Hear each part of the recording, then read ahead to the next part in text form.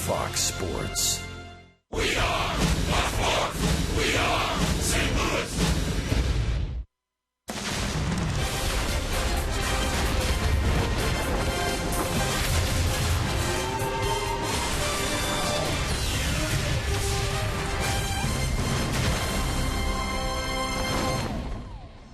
This is St. Louis Cardinals baseball, and it's a day game on Fox Sports Midwest. This afternoon, the St. Louis Cardinals playing host to the Milwaukee Brewers. Welcome to Cardinals baseball. Welcome to the Cardinals bullpen. That's recording. I'm Dan McLaughlin. Delighted to have you with us. With the exception of Carlos Villanueva yesterday, the bullpen was busy. It's been busy all year, and this bullpen has been very good. 6 relievers yesterday for the Cardinals. They collectively have an earned run average of just over 2. Mike Matheny very happy with what these guys have done out here, but he's going to try to find ways to stretch out a couple of them. What happens out here in the bullpen during the game? Stories, fun. I mean, this is just the place to be. Best seat in the house right over there. I'm going to try to stay here if I can. We'll see if that bullpen will be in use today for Mike Matheny's club. Hey, watch that ball, will you? Don't drop the ball out here in the bullpen. It'll be John Lackey getting the start against Mike Fiers. It's the Cards, it's the Brewers, and baseball is coming up.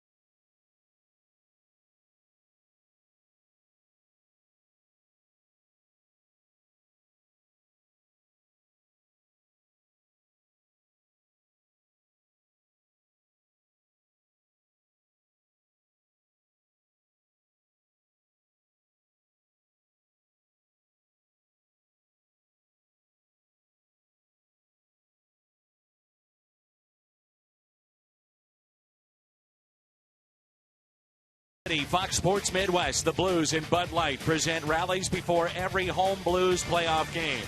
Join us for live music and appearances by Blues celebrities outside Scott Trade Center. Be there tonight, 5 o'clock, Saturday at 11:30 to cheer on the Blues. It all starts today, though, on Fox Sports Midwest with John Lackey and Cardinals baseball.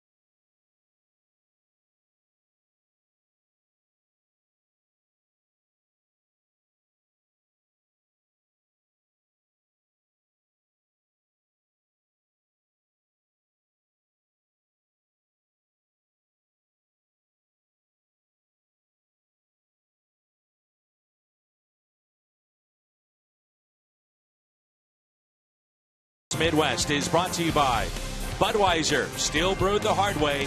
This Bud's for you. Save big money at Menards on all your home improvement needs. And play daily fantasy baseball for free on DraftKings.com with the official daily fantasy partner of MLB. Enter promo code CARDS for free entry. What a beautiful day for baseball, and a big crowd is gathered here in downtown St. Louis as we wrap up this series with the Milwaukee Brewers. Both crowds to start the home portion of the schedule have been well over 40,000. No Carlos Gomez at the top of this lineup, hurt late last night, so Gene Segura has been moved to the leadoff spot, followed by Jonathan Lucroy and Ryan Braun in the first. Then we'll see Lind, Ramirez, Davis, Jeanette, Parra, and the pitcher, Mike Fiers, batting ninth. The pitcher for St. Louis this afternoon is John Lackey, coming off a no decision in his first start of the year at the Great American Ballpark in Cincinnati. And start number 357 in his career. He's a 36-year-old veteran who's pitched very well here at home and actually pitched well in that no decision, Dan. A couple of home runs to Joey Votto, the only blemish for John Lackey. And look forward to baseball here this afternoon at Busch. What do we have with the Hyundai pitch arsenal? Fastball, slider, curveball. Really has two different breaking pitches. He calls one a cutter, more like a slider to me, and the changeup he uses only 3% of the time. But the fastball, important pitch for him. Strike one with the fastball, then he goes to the breaker. First pitch is popped up. The former Brewer, Mark Reynolds, over near the Cardinal dugout, reaching in and just out of room. Reynolds the start today at first base. Adams will sit. Cardinals will welcome Cincinnati to town tomorrow.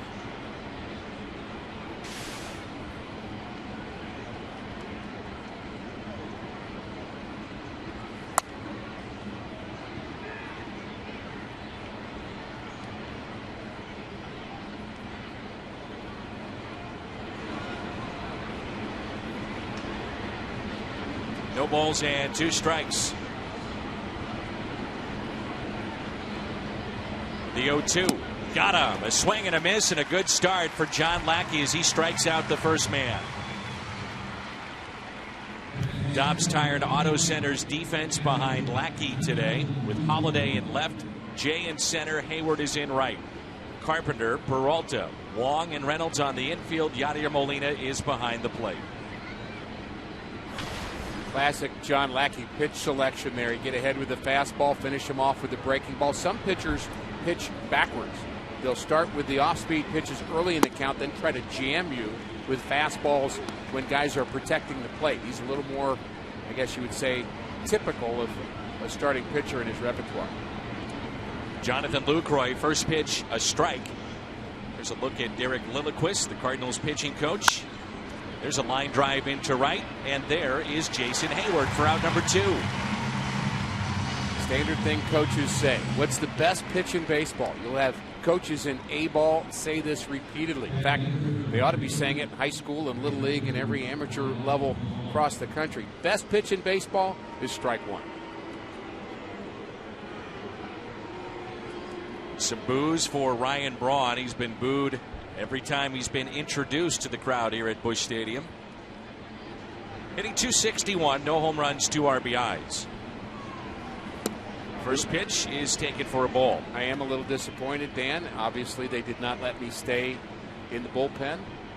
I thought there was plenty of room out there. I thought when we left the open, maybe I could just hang there. Maybe you and I could talk from a distance, but I guess they're busy out there. You would have fit right in with those guys. Chit-chatting away out there in the bullpen. Oh, baby. Having some fun. Good start for John Lackey.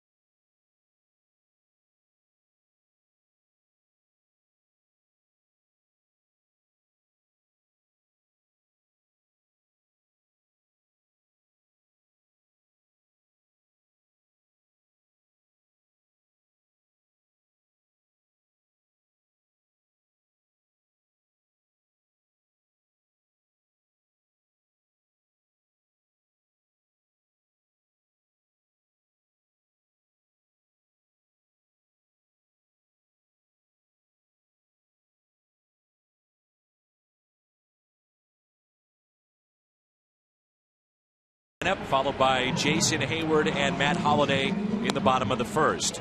It'll be Peralta, Reynolds, Jay, Molina, Wong, and the pitcher Lackey batting ninth.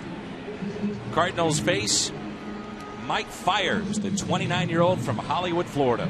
AAA All-Star a year ago. He got called up and he was terrific in August. A 4-1 record, was the pitcher for the month of August for the Milwaukee Brewers. And I guess when people think Mike Fiers now, they think most about the fastball up and in that hit Giancarlo Stanton. And my understanding is he's kind of past that and, dealt certainly with kind of this, all of the angst over having hit him. But I think he's kind of recovered psychologically from that. And he's a guy that's not overpowering with his stuff, Dan. He's going to rely on hitting corners, only throws high 80s, maybe 90 tops. You were talking last night about Lance Lynn, and you used the term old school to describe him, and I started thinking today about some old school players. The first name that came to mind is the guy in the batter's box, Matt Carpenter. He's got the beard, he's got the eye black, he's got no gloves, grit player, plays hard, and a fly ball hit to left, and Chris Davis is there for out number 1. The Hyundai pitch arsenal for Mike Fiers. Again, the fastball only about 90 miles an hour. He throws it 2/3 of the time. Also throws a slider, and he has a good changeup. The fastball he's going to use, he's going to elevate it. When he gets ahead, he's going to try to elevate. Even though he doesn't have the velocity, he's going to try to get you to chase above the letters. And when you do, he's hard to hit. Now, if he gets about belt high, he's very hittable at that particular location. 1 out, nobody on. Here's Jason Hayward. Hayward was struck by Jonathan Neese of the Mets on the jaw, and that's why he wears that protective guard. His mouth was wired shut. He came back within 4 weeks. The other night, what was interesting is that Giancarlo Stanton is off to a slow start and took off the face guard off his helmet. Many of the scouts that I've talked to have said that when they've seen him hit, he's not flinching on breaking balls from right-handers. So a clear sign that they believe he's come back and is not fearful of being hit. Well, it's a thing that you would expect to be kind of a natural occurrence. When Jeff Francoeur got hit in spring training, actually against the Cardinals, he was a young player, and he's back, of course, still playing in the big leagues. But he had a year or so where you could see him flinch. I mean, you just felt for him. He got hit, I believe, about 3 seasons ago, and just was not the same guy the next year. The 2-1 pitch. Hayward had a couple of metal plates inserted into his jaw. One of those still exists. The other one was there for placement, was taken out. And he told me in spring training occasionally he still can feel that as a reminder of that horrific pitch that hit him. The 3-1. Hayward with a fly ball out to right center. Parra is back and makes the catch. The 2-time Gold Glover that can play all 3 outfield positions makes a dandy of a catch in right center. I'm not so sure that Parra's not a better center fielder than he is a left fielder. Left field, you kind of think of as your worst defensive outfielder of the 3, and we've seen him in left a lot, but that's a classic center field play. Took a great route, showed off his speed there. We know he has a good arm. That's running hard to the ball right there. Now it's Holiday, who's hitting .333. Picked up 2 RBIs in the first inning yesterday. And a swing and a miss and a pitch in on his hands. Matt has at least 1 hit in each of the 7 Cardinal games so far. Off to a good start. You brought up a great point. It's not just the hitter trying to come back from scary plays like that, but the pitcher, Mike Fiers, in trying to come back after hitting Stanton.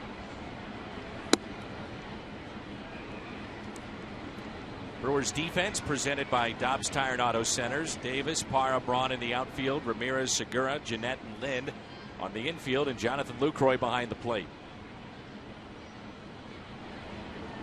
Big gap in left center for Holiday. 1 ball, 1 strike.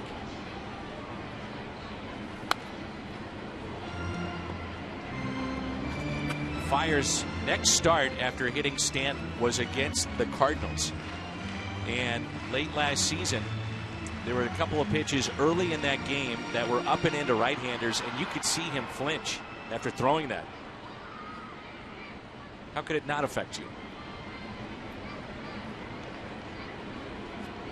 It's over the head of Matt Holiday. Breaking ball that got away. That one just slipped. Interesting the way the Brewers are defending Matt Holiday. They're playing him to pull on the left side of the infield, pretty straight up on the right side, and that's what a ball that slips out of your hand looks like.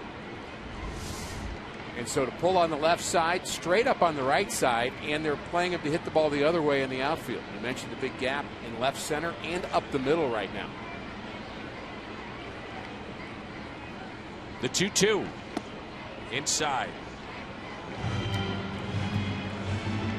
So if you're a hitter, here's a look at that defense. Left side to pull, pretty straight up on the right side. If you're a hitter now, you kind of spit on that curveball, don't you? Yes. Look dead red. Doesn't have the feel for the curveball twice in a row. Inside to Holiday and a 2-out walk. Johnny Peralta is batting cleanup, which we saw him do a number of times last year, especially in the second half of the season. Fiers does not find that curveball grip. Doesn't kind of get sharp on that. I expect he's going to start picking a little bit more. You might see the Cardinals taking some more pitches. If a pitcher does not believe his breaking ball is effective, he'll be a little more nervous about throwing that fastball in the middle of the plate, and they start to pick and tend to get a little wild. 2 outs, runner at first. This combination of Holiday and Peralta hit very well to start the season, as Rick alluded to. Holiday is hitting every game, and Johnny Peralta 10 for 29. Peralta really with a 10-game hitting streak because he had hits in the last 3 games a year ago, and they count, they extend. Short lead at first, and a 1-0 pitch to the Cardinals shortstop. Peralta with a base hit out to left. Bobbled out left, Holiday to third, and an error on Chris Davis. Just a routine play in left field, and Davis bobbled it, trying to come up with it. Holiday alertly taking third base. Fires without a breaking ball right now. Fastball, middle of the plate. Peralta jumps on it, actually rode to the outside corner. Holiday alert base running. Content for second, but now with the bobble in left takes third. And that's the second routine error that Chris Davis has made this season. He made a play in their first series of the year that they say may be the best play they'll see all year long, but then followed it up with a routine error. Now it's Mark Reynolds, who spent last year with the Milwaukee Brewers. A key play for both teams last year, end of the season, and Reynolds forgot how many outs there were at first base. Cost them a potential inning-ending double play. Cardinals late in that game tied it up and won the game. That was all she wrote for Milwaukee.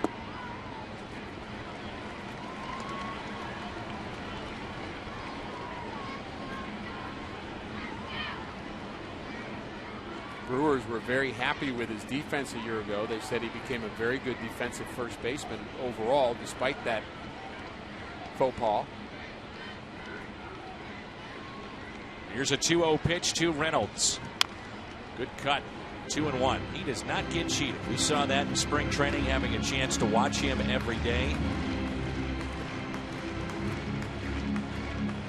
I think you've got the Cardinal hitter smelling opportunity right now. It fires. I'm not saying he's way off, but really just throwing one breaking ball that even was close to what he was trying to do. And I think if you're Mark Reynolds, you sit on fastball and popped up right side. Long way to go for Braun, and that'll find the seats out of play.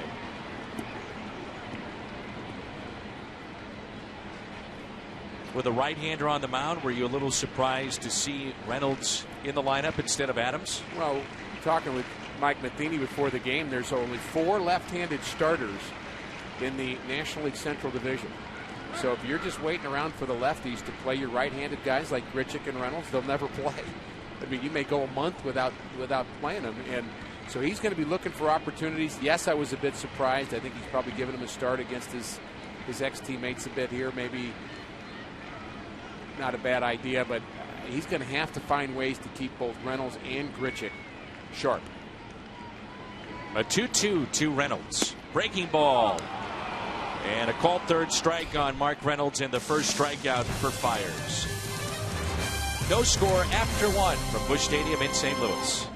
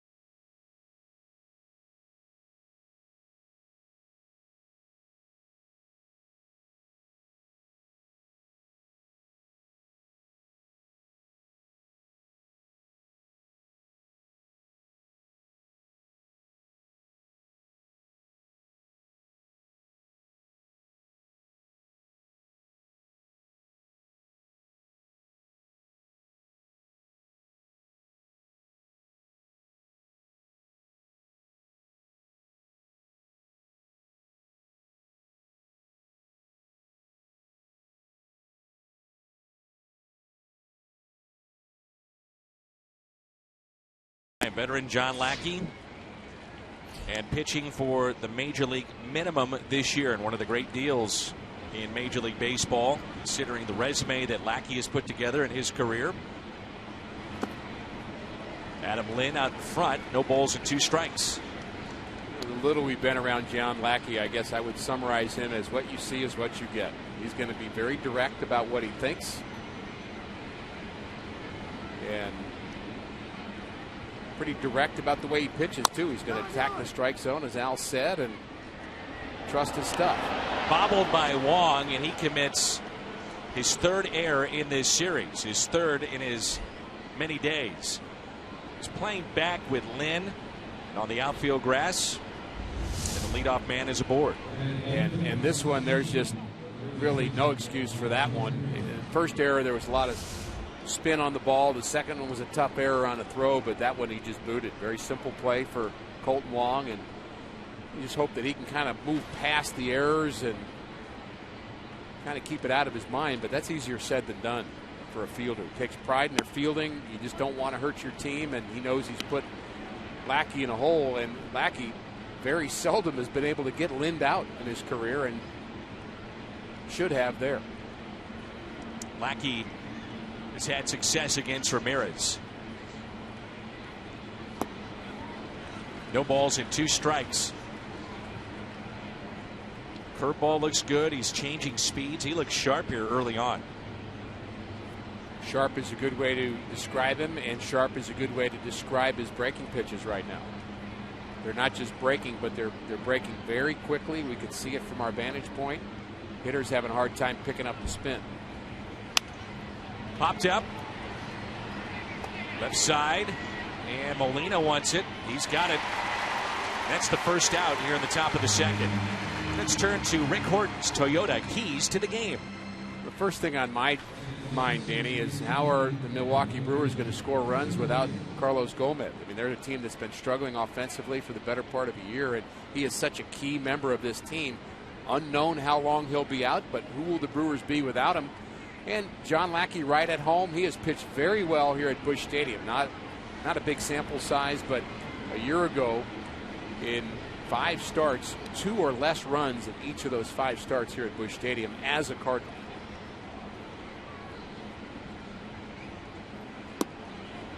Breaking ball taken low and away by Chris Davis.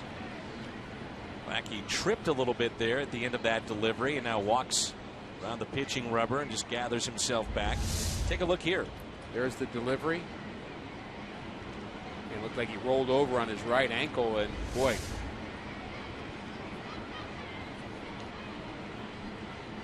last thing you want to do is sprain your ankle pitching in the 2nd inning of your 2nd start. Ankle is so important. Really what you're doing on that landing leg, so much pressure on that landing leg because you're throwing against your body and then you're kind of turning on that foot, and you're really stressing that foot quite a bit, and needs to be stable for a pitcher to have command. 1 ball, 1 strike on Chris Davis. Fastball in there. John Lackey here in 2015 is in his 17th pro season.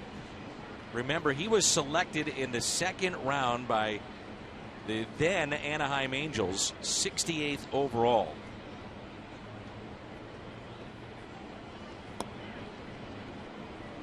Quick pitch there from Lackey.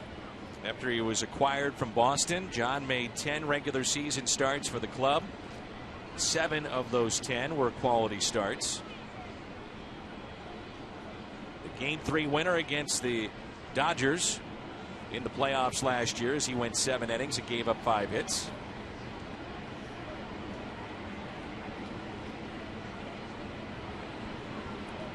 The 2-2. And a swing and a miss. A strikeout, his 2nd of the afternoon. Fox Tracks presented by Missouri Lottery. There's been some bad swings at sliders so far. That one not even in the strike zone, right out of the hand of John Lackey. And Davis went fishing for that. Thought it was going to be a fastball, but that tight spin. And again, you can call it a cutter or a slider. It doesn't really matter. They're essentially the same pitch with a little bit of variation. Really, you open up the cutter a little bit and it becomes a slider. You close the slider a little bit and it's a cutter. It's not really a huge difference. 2 outs, runner at first, Scooter Gennett. Fly ball lifted down the left field line. Holiday, who's playing near the line, gives it a look, and it's out of play. People may hear that John Lackey is pitching at the minimum salary this year. The reason why, when he signed a long-term big contract with the Boston Red Sox, a stipulation that was in there was that if he missed significant time because of an elbow injury, he would pitch 1 year for the major league minimum. 2012, he had Tommy John surgery. So the Cardinals trade for him. Joe Kelly, Alan Craig. They go to Boston. Lackey winds up in St. Louis. Right now, Alan Craig is in a platoon role with the Boston Red Sox. Joe Kelly made a start over the weekend against New York and was terrific. He's dealt with some tenderness with the bicep, which he dealt with in St. Louis as well. Craig's only had 12 at bats, and he is 1 for 12 to start the year. Guy you really want to root for. This time last year, you were thinking 90 to 100 RBIs for the Cardinals. Why wouldn't you think that with the way that he produced? The 2-1 is hit to the right side. Wong to his left and makes a nice play. A little tougher that time. Brewers strand a man, and there's no score.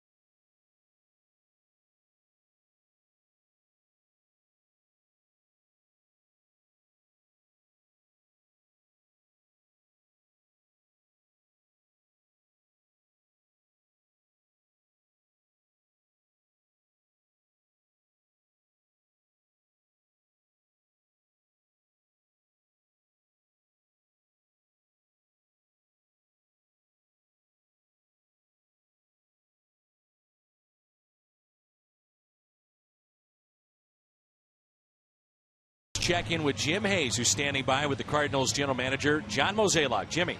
All right, Dan, thanks a lot. All right, Mo, so handful of games, 7+ games into the season. What are your initial thoughts on your ball club?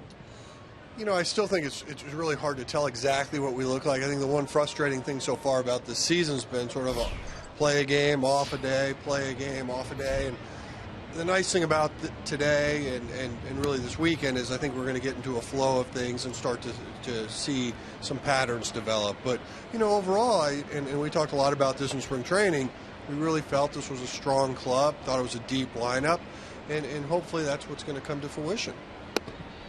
Last night we saw Jason Hayward scoring on a base hit by Holiday, showing the speed. Your thoughts on what Jason has done thus far and what he may do for you guys? Well, I don't think we've seen Jason at his best yet, and you know, obviously the season's just beginning, but he's a very capable player. Obviously, all of us got to see him when he was at Atlanta, and we know what he can do, and the type of elements he brings to our club are very important. And you touched on one of them is speed, but I also envision that power increasing. And when you look at him just from a defensive anchor standpoint, we expect him to do just that for us in right field. Small sample size, a slow start offensively for Yadi. Did have 3 hits last night. Do you guys even worry about whether or not Yadi is going to hit, or you just assume it will come around because it always does? Well, I think naturally, and when you sit in my seat or in the front office, of course we are concerned, and we want to make sure that whatever we can do from that standpoint, we're trying to help him. But obviously last night, getting those 3 hits is probably a little lift for him. And, I also think he's one of those guys that wants to get into that day-to-day routine, and we just haven't been able to do that yet. One of the questions I think you guys had, fans have about this ball club, will this team be an upgrade offensively over last year? As it's set up now, are you comfortable that it will be? I am. I felt like what we saw this spring, especially from the right side, from the offensive standpoint, we would get a bump, and hopefully we do see that. Jaime Garcia, as we understand it, close to throwing to hitters. Can you give us the update on Jaime? As you stated, he's going to throw a live BP session tomorrow, which is really that sort of next step. So when you start to think about where he's at, it would really be like 2 weeks into spring training. And so our expectations are just to see we're this live, and we'll do another one 5 days later, see how he responds before we decide what that next step looks like. Obviously, we have the ability to have him pitch in extended games if we need to, or we can have him hop the fence and actually start a rehab assignment for the Palm Beach club. So we'll just wait and see how these next couple go, but he has been feeling better, and we're encouraged about that. Always a pleasure to catch up with you, Mo. We appreciate the time. Thank you, Jim. All right, Danny. Good stuff, Jim. Thanks. Here's Molina, and he pops it foul out of play. 0-2 the count with 1 out, nobody on, in a scoreless game here at Busch Stadium in St. Louis. Once again, it could be a great problem to have, a healthy Jaime Garcia eventually this year. Yeah, and I appreciate Mo coming on, and he always gives a very direct and glib answer, and he and Jim, I think, part of the telecast really adds a lot. What the general manager's thinking. Of course, the manager has his responsibilities and players have theirs, but he has to see the big picture, and it's just great when we get a chance to hear it straight from Mo.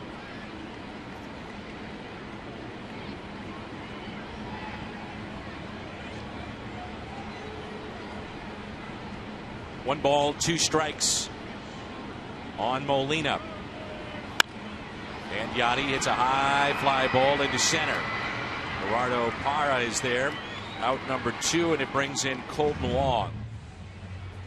So 3 errors in 3 games for Colton Wong. 2 in 1 game, and in the second, Wong committed an error, and then he came back and made a very good play to his left. Second play much harder, and he has to have an off-balance throw to get his man. And you start thinking about it. Baseball players are better off being a reactor than a thinker. It is a thinking man's game to a degree, but while you're doing it, it's about adjustments and reaction. And those thoughts have to be so fleeting you can't dwell on them. Let's put it that way. You dwell on mistakes, then they become almost a self-fulfilling prophecy. Mike Matheny asked about Wong's defensive play before the game today, and he said he's an exciting player who can make exciting plays. Don't back off the throttle. We want him to be aggressive.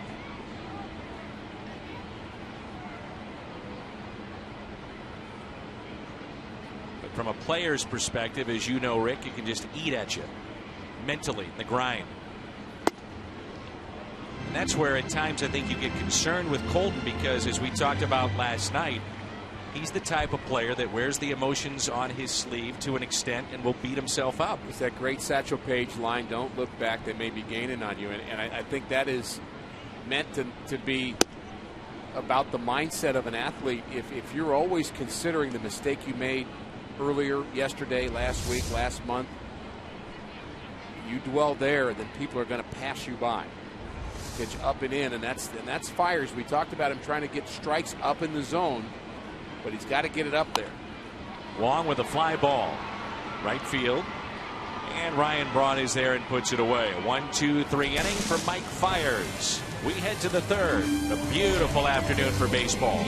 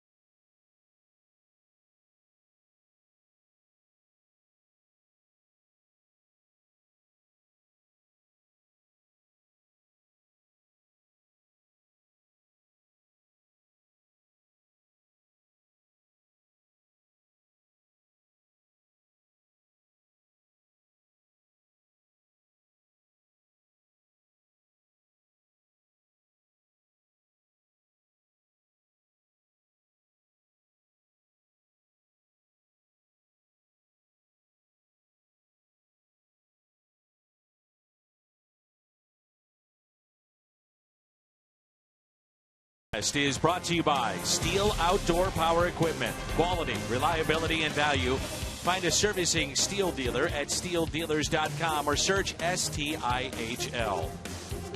Visit your local Mid-America Chevy dealers for great prices on our all-new 2015 vehicles today. And what a beautiful day we have for baseball. We've got hockey tonight. Cardinals game right here on Fox Sports Midwest. We'll have the post-game show for you. Then a replay of the Blues and Wild from a crazy game back in November, which leads into an hour-and-a-half pregame show for Blues hockey. And a reminder, the late start for the Blues, game one of their playoff series with the Minnesota Wild, will be at 8:30. And there's a strike to Parra. And we're underway here in the third. Parra in the 8th position in the lineup. Then Fires and Segura.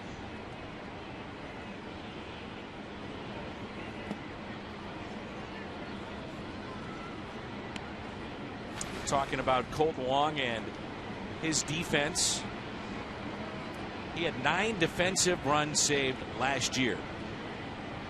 Only 5 second basemen in the majors had more. So it gives you an idea that his range is good. We know he's got a very strong arm. And the plays that he's had errors on, 2 of the 3 were routine. The other error was a forced throw. That's a base hit into right. And the first hit for Milwaukee this afternoon. Every Tuesday during the regular season, fans can purchase a special themed ticket to a Bud Bash and get an exclusive bobblehead and autographs from the 1985 nationally champion Cardinals. Don't miss former slugger Jack Clark, May 5th. For full schedule of those players, when they'll be here, or to purchase your tickets, visit cardinals.com/budbash. My partner Rick Horton will be involved with a bobblehead giveaway of himself coming up. Fires, gets the bunt down, pushes it foul. I'll save you one. Are you in the powder blue uniform, or are you in a white uniform? I'm in a white uniform. Powder blues were gone by 85. 84 was the last year of the powder blues, and they tried to make it authentic for the 85 season. I'm working out of the stretch. Of course, somebody got on base. Shocking, huh? Shocking. Talk about real life bobblehead. There it is. Who would throw harder, you or the bobblehead? It'd be a tie.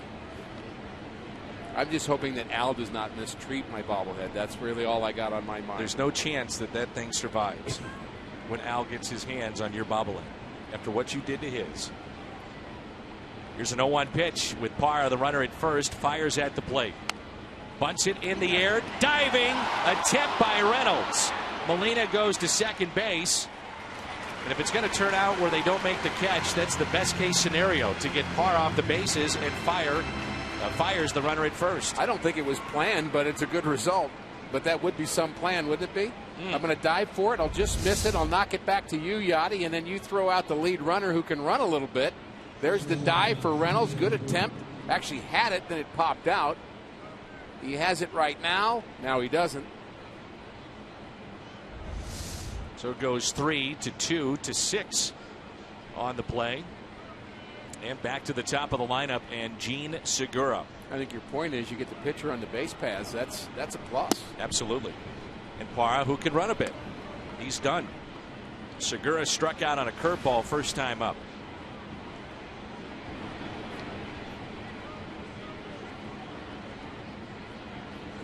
Isn't that one of the fun things about baseball, Dan? Just try to imagine. I mean, that's kind of a simple play. You can imagine it happening, but I don't recall ever seeing that before.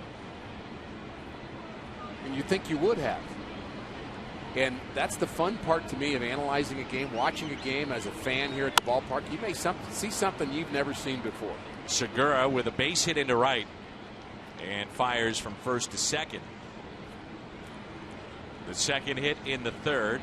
Well, Cardinal fans, it's a good time to be a Blues fan, too. Celebrate Blues postseason hockey at McDonald's. Get a Big Mac or Quarter Pounder with cheese for just 25 cents. You buy one at regular price on Blues game days. Jonathan Lucroy lined out to right, 0 for 1 today.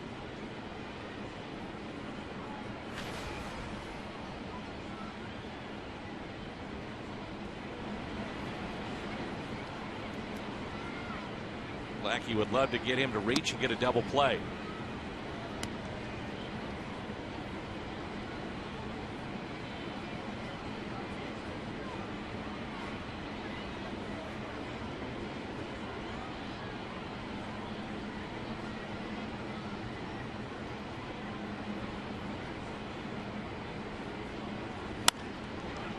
Popped up right side.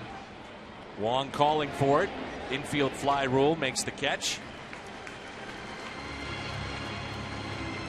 Out number 2 here in the third. And it brings in Ryan Braun. Lucroy, a tough out. Allowed that ball to get in on his hands a bit. Starting to feel it at the plate a little more than he did in the early going, Dan. Lucroy started out terrible this season. Couldn't hit anything. After a season ago, a 300 hitter, 4th in the National League MVP race. And I'll be very anxious where Ryan Braun ends up this season. Will he get his swing down? He's been late on a lot of fastballs in the early going. Braun has had some monster seasons. 2009, he had 203 hits. Back in 2012, 41 home runs. Last year, 19 and 81 RBIs.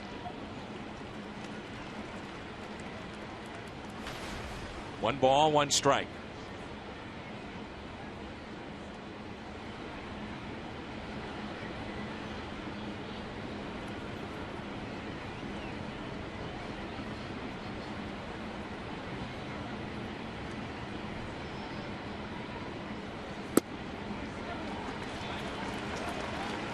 Braun didn't like that call. Like it might have been outside a bit. Lackey threw one over the outside corner. Good spot for him. Now do you follow that up inside? You went outside, get him leaning.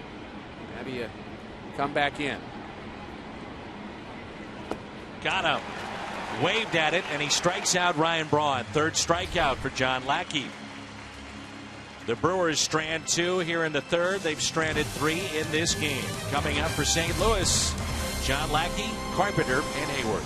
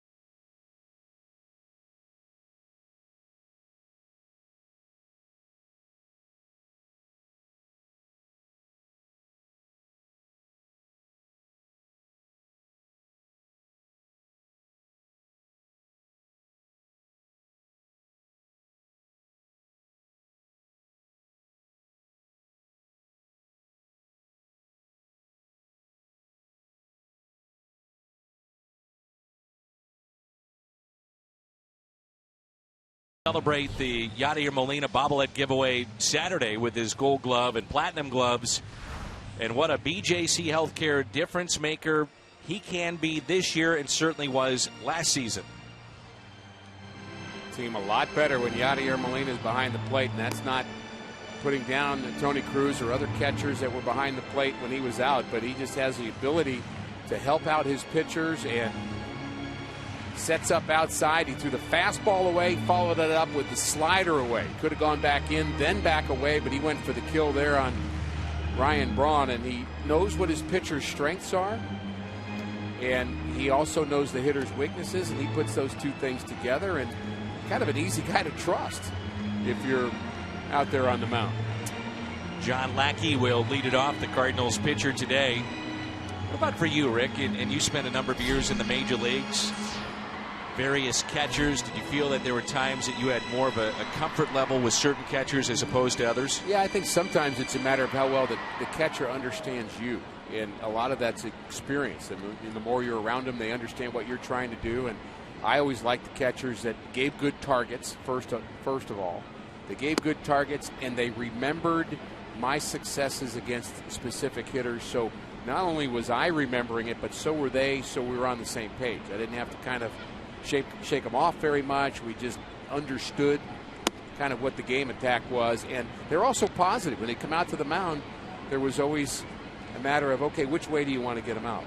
Not, you know, you got nothing. I don't know how you're going to do it. Good luck. I mean, that's the last thing you want to hear. You need confidence boosters, and I like the catchers that did that. When you were younger in your career, did you find yourselves, with all young players, but young pitchers, did you guys find yourselves not shaking off a catcher because of the lack of experience in the big leagues? I never did that. I don't believe in that. I even if it's Yadier Molina. I think as a pitcher, I got drilled in my head, it's your game. It doesn't mean that his suggestion, you shouldn't put a lot of value in it. But you know more than the catcher does on the mound. Now, you're going to, again, be taught by the catcher, and you're going to learn together, I would say. But the mantra for minor league pitchers and big league pitchers back in the day was, don't you dare throw a pitch you're not 100% convinced is the right pitch to throw. 1-2, Lackey strikes out. And the second strikeout for Mike Fiers as we head back to the top of the lineup for St. Louis.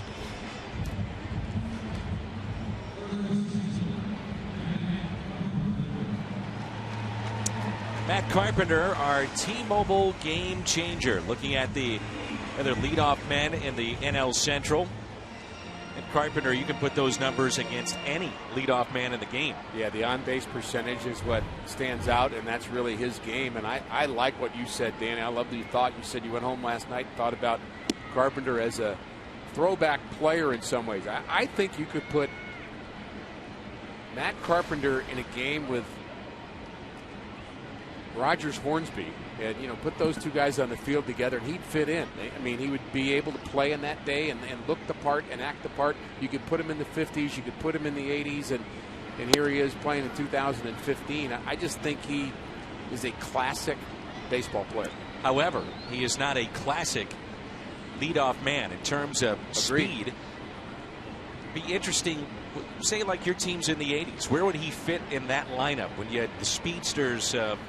Coleman and McGee and Ozzie and Pendleton can run a little bit. Tommy Herr. Well, he was a little bit like Tommy Herr. Tommy Herr is a switch hitter, and Tommy Herr maybe not as much power as Matt Carpenter, which we don't really see much from Carpenter, but he can do it.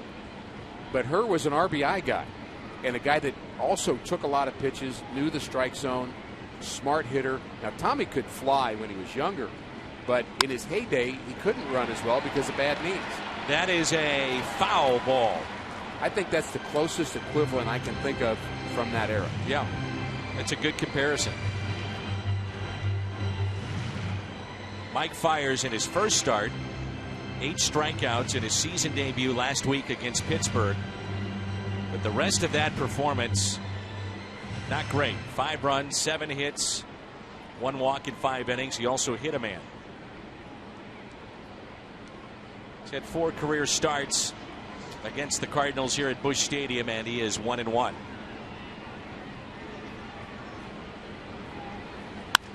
One-two, lifted in the air, left center, and Parra puts it away. Carpenter 0 for 2.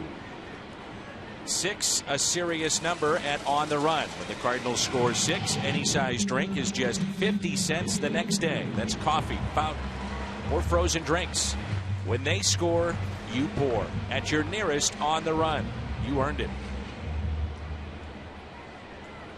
Both hitting coaches here this afternoon looking for some offense. You've got John Mabry for the Cardinals, Darnell Coles for Milwaukee, and what those two guys have in common, they were both Fox Sports Midwest post-game analysts. They have that on their resumes. Now they're both hitting coaches in this game here today. So what's your next step? I'm happy right next to you, Danny You and Al. You know, we're good. Mabes and Matheny and Cal Eldred all back in uniform. Isringhausen, right? Edmonds, they'll get back in uniform. Gary Bennett will join us for a handful of games this year, the former backup catcher and part of the 2006 World Championship team. Anybody have more fun at our fantasy camp than Gary Bennett? I don't think so. He loves it. He's probably happy to get out of the cold of Chicago, too. I think that's part of it. 2 balls and 1 strike. I'm reminded at the fantasy camp, and I mean this sincerely, the grind that the players must feel from a mental perspective, because once they're out of the game, they're different people, it seems like. Not that they were bad guys in the game, just the focus.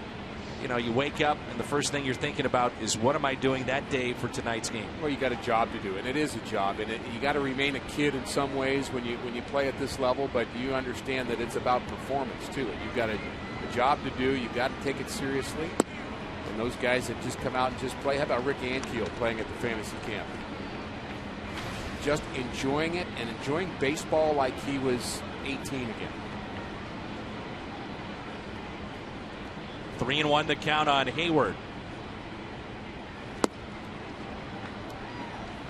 I agree with John Mozeliak. We have not seen Jason Hayward at a Jason Hayward type level yet. Again, we're just a week plus into the season, so it'll happen at some point. Long ways to go.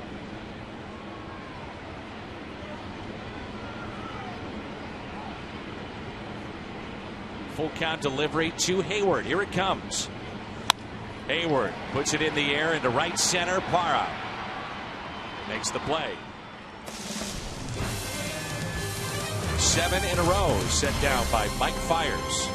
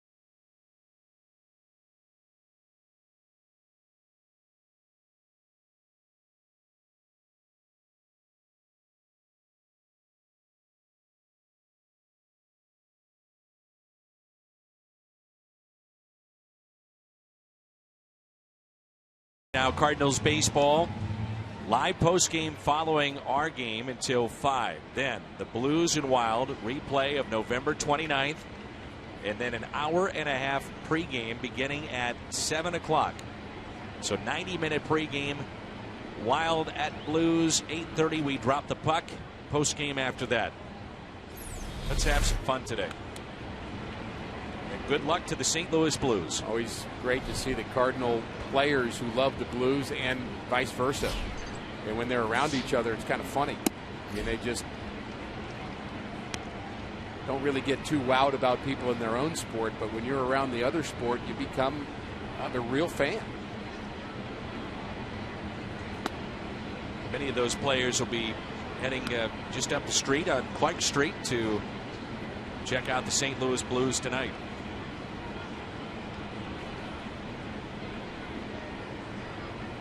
Here's a 1-1 pitch to Adam Lynn, and we'll see Ramirez and Davis. After a long look by Lackey, now time is called. Jim Hayes is with us. Jim, what about this connection between the two teams? Well, a number of Cardinals are going to be at the Blues game tonight. Grounder to Adams. Randy Cho, Matt Adams, Kevin Segras will be on hand at Scott Trade watching the Blues. Cho will be wearing his Tarasenko jersey.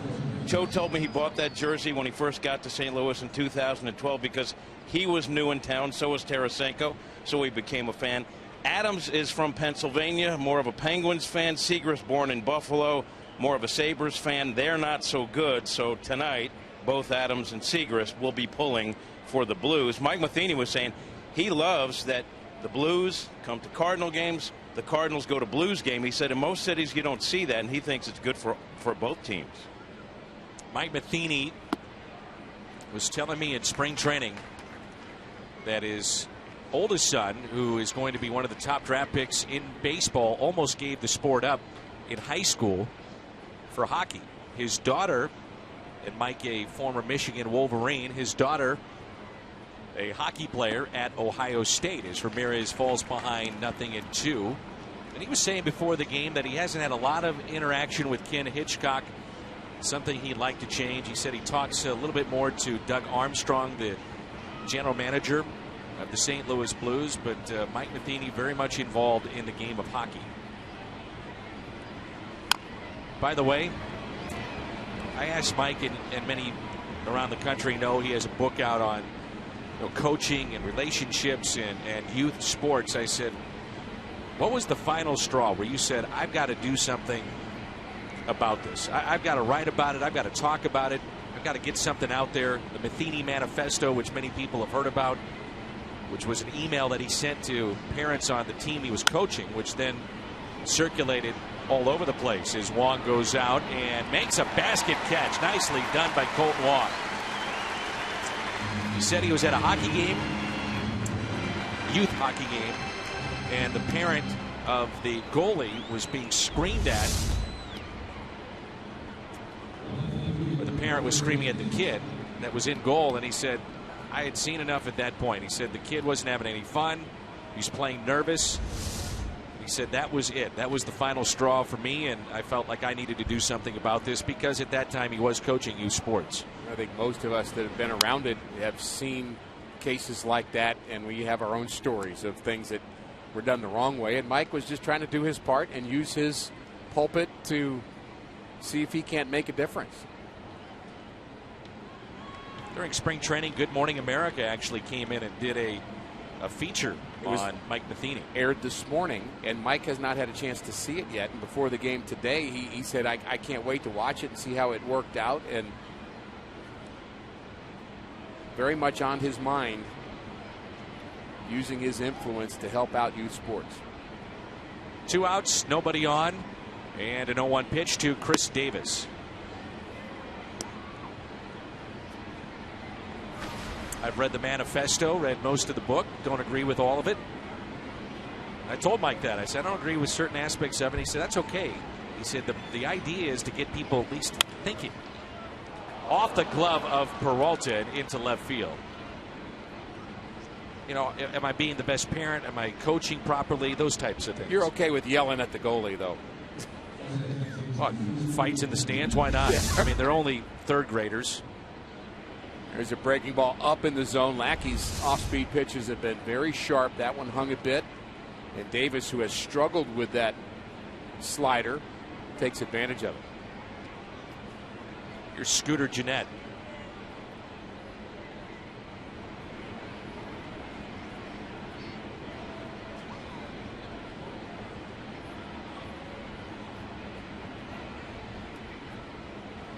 Mike was also asked about his pitcher today, John Lackey. He said in terms of temperament, competitiveness, Matheny said Lackey most resembles Matt Morris, who pitched for the Cardinals up until 2005 and had a couple of all-star campaigns. That's pulled foul. I hadn't thought of it in those terms. Matt had some injuries, but the way he started out his career, I had in my mind that he had a chance numerically to become a Bob Forsch type in terms of the numbers and the duration of his career. I thought he was just a terrific starter, but he had some injuries and went to the bullpen for a while and finished his career elsewhere. But Matt, as you mentioned, had some very, very good years in St. Louis. 0-2 the count. With 2 outs, Davis the runner at first. Scooter Gennett is 0 for 1.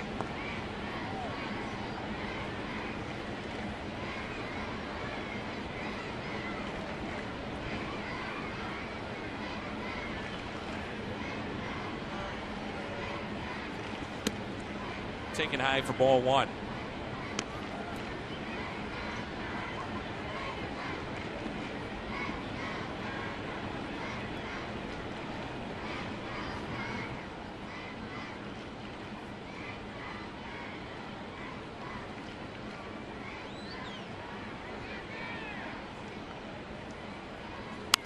That slap foul. He's gone by the name Scooter since he was a young kid watching Muppet Babies.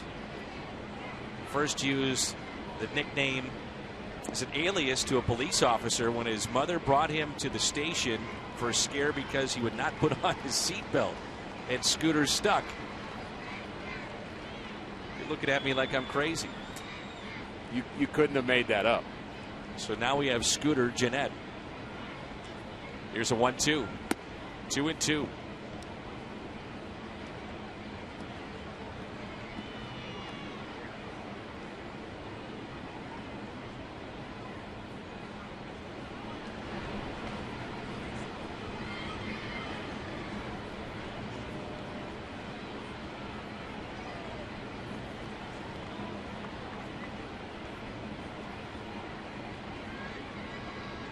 The 2-2 fouled back and a good cut by Ryan Joseph Gennett, a.k.a.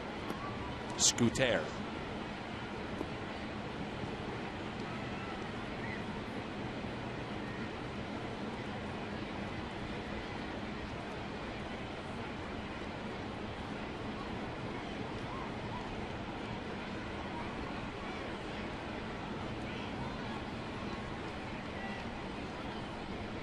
Lackey is set, and here's a 2-2 pitch. Reaching for it. Carpenter gives it a look, out of play. That was the changeup of Lackey. He hasn't used it very much here this afternoon, but slowed his motion down just a little bit. Gennett out on the front foot, just barely getting a piece of it.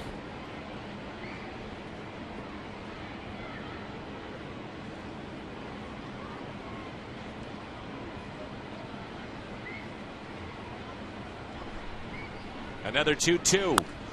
Driven into right and a base hit. Davis stops at second. He knows the reputation of Jason Hayward, and a very good at bat there by Gennett. You spoil the good changeup, give yourself new life, so then you're able to do this. You get a pitch you can handle a little bit better. This is a slider down and in, not a bad pitch. Lefties like it down. Gerardo Parra. And again, the news with Milwaukee is that Carlos Gomez is flying back as we speak to see a specialist. Right hamstring injury suffered in the 9th inning last night trying to beat a double play. And they are very, very concerned about what may happen there with Carlos Gomez and missing significant time.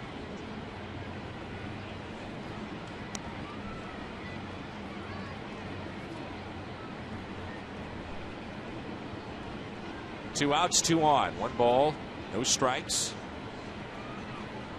Beautiful afternoon here at Busch Stadium.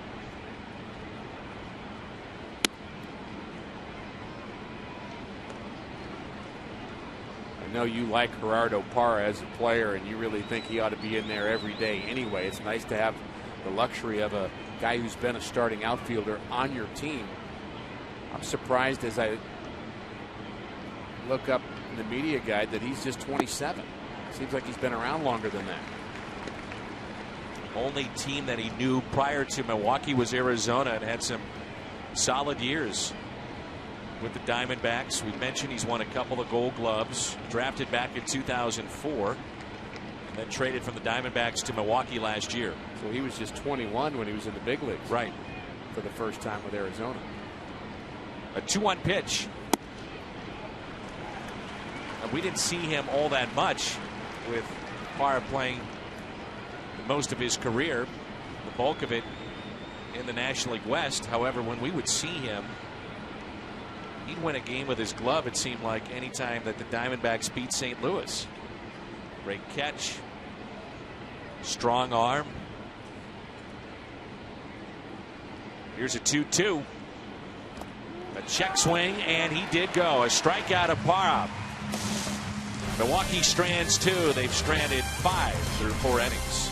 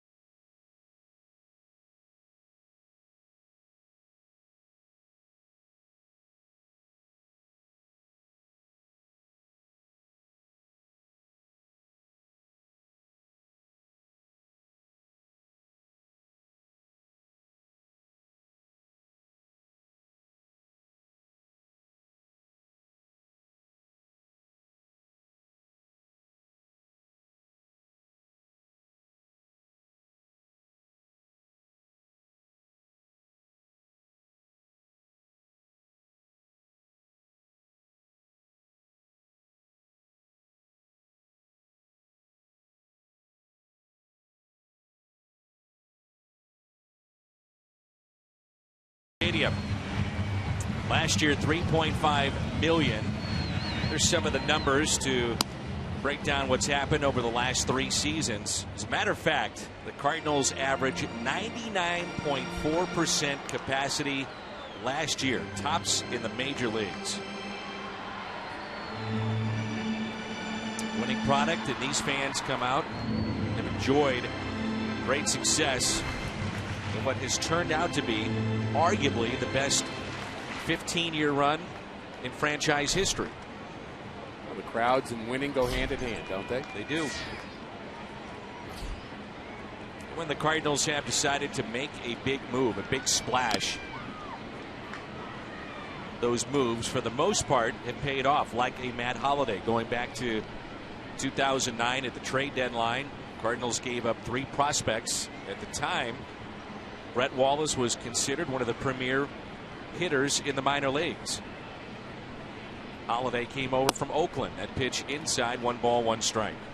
Let's face it, every team has a budget, and when they go into the season, they've already thought through what they're going to do with payroll, but there's going to be wiggle room, and sometimes that wiggle has to do with how does the crowd respond to that particular team, and you get maybe a little excess in terms of fan attendance and overall revenue that comes in from other sources, and it may convince ownership to go a little bit deeper into that free agent pool, or maybe sign a guy that you're not sure you're going to keep for the long term but may help you out in the short term. 1 ball, 2 strikes on Holliday. Peralta on deck, and then Mark Reynolds. A great letter sent to us from Budapest, of all places. Young man says he's a Cardinal fan. He's in Budapest. Watches games on MLB.com. And he says, I have sauerkraut every time I'm watching the Cardinals because it takes me back to having a hot dog at Busch Stadium. How about that? Amazing. I got a tweet from Tokyo today. Wonder what time it is there.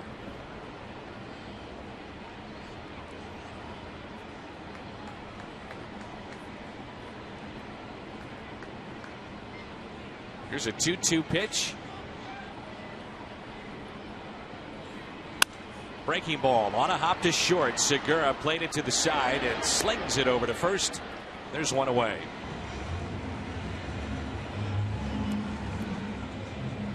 Mike Fiers has really settled in. It's 8 in a row. Retired here at Busch Stadium in St. Louis. What a beautiful shot that is.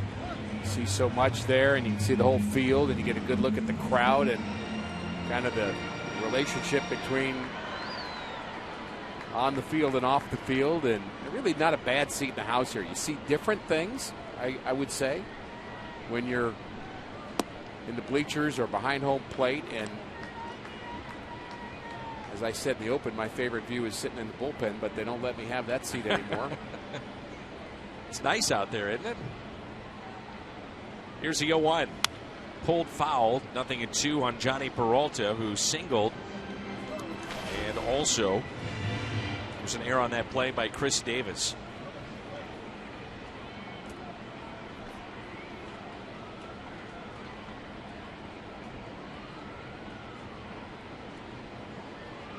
Outfield is straight away.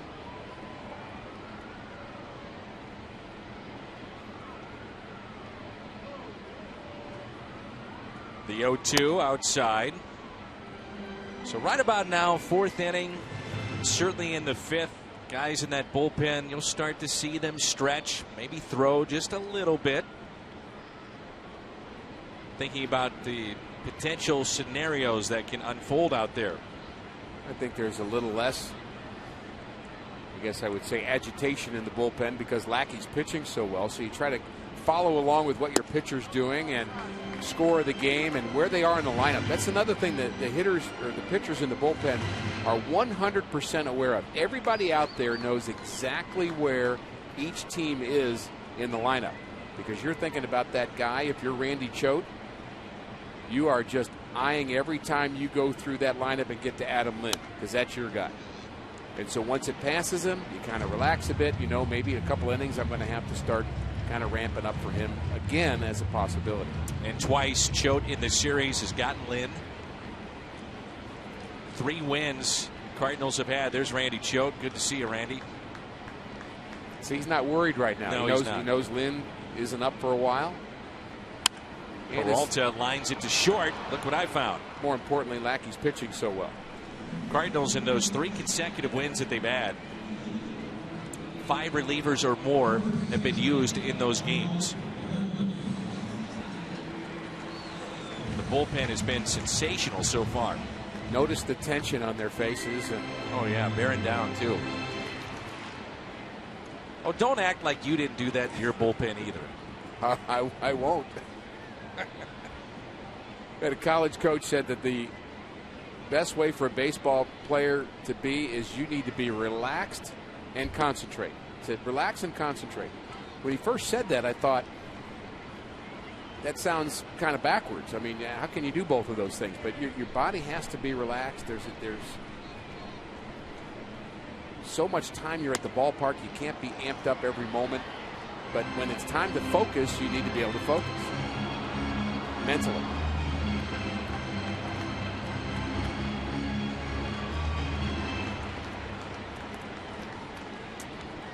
So 2 outs, and Mark Reynolds is at the plate. He struck out looking his first time up. Fiers has struck out 2. The 1-1.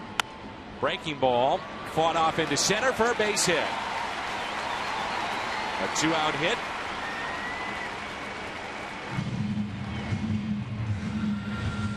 It was 9 straight set down by Fiers. He had trouble with the curveball in the early going. He found it, and now he's back to hanging that one. Mark Reynolds' eyes light up right about now. That ball's not going to break. Keeps his hands back and lines it into center. In steps John Jay, flying to right, first time up, 0 for 1.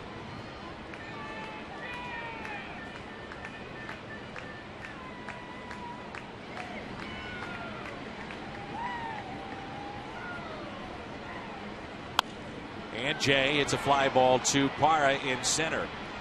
The Cardinals have stranded 3. We head to the 5th at Busch Stadium in St. Louis. It'll be Fiers, Segura, Lucroy coming up in a scoreless game.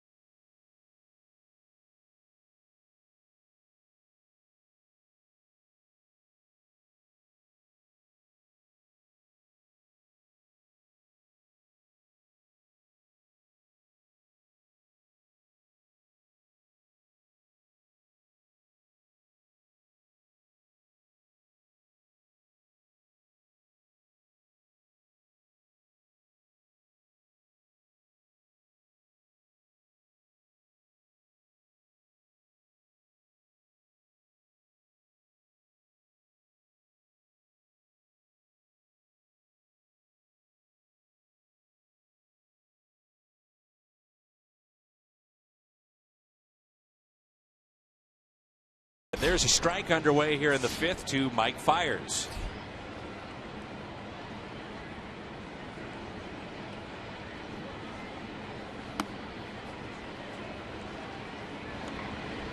Nothing in 2 the count. In many ways, John Lackey has remade himself. He's in great condition. He's back to the pitcher that at one point was fairly dominating with the Angels and early in his contract with the Boston Red Sox, and really effective for the Cardinals. Well, he's made some adjustments too. We talked in spring training about how we didn't see John Lackey until the very end, and that was by design. He's learned late in his career that he doesn't really want to air it out in early March. He wants to be ready for opening day, and he's come out ready. Strikeout number 5 for John Lackey. It is a family business when you talk about the Molinas. Career games catching: John Lackey, Benji Molina, Jose Molina, and Yadier.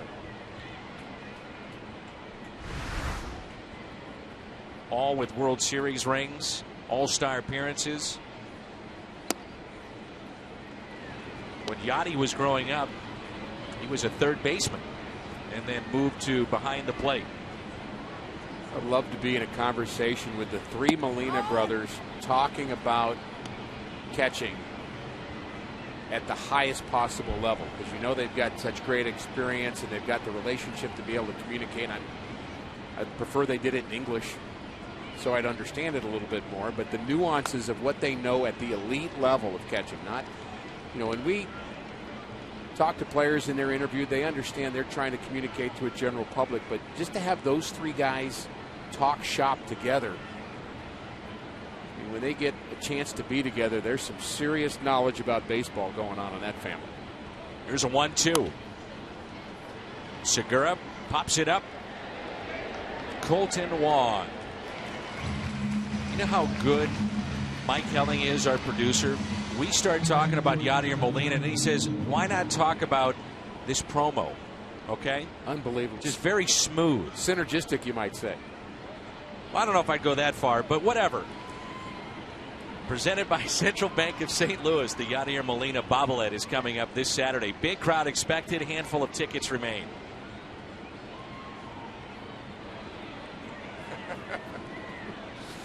Here's Jonathan Lucroy. 2 of the best catchers in the National League right now, Lucroy and Molina.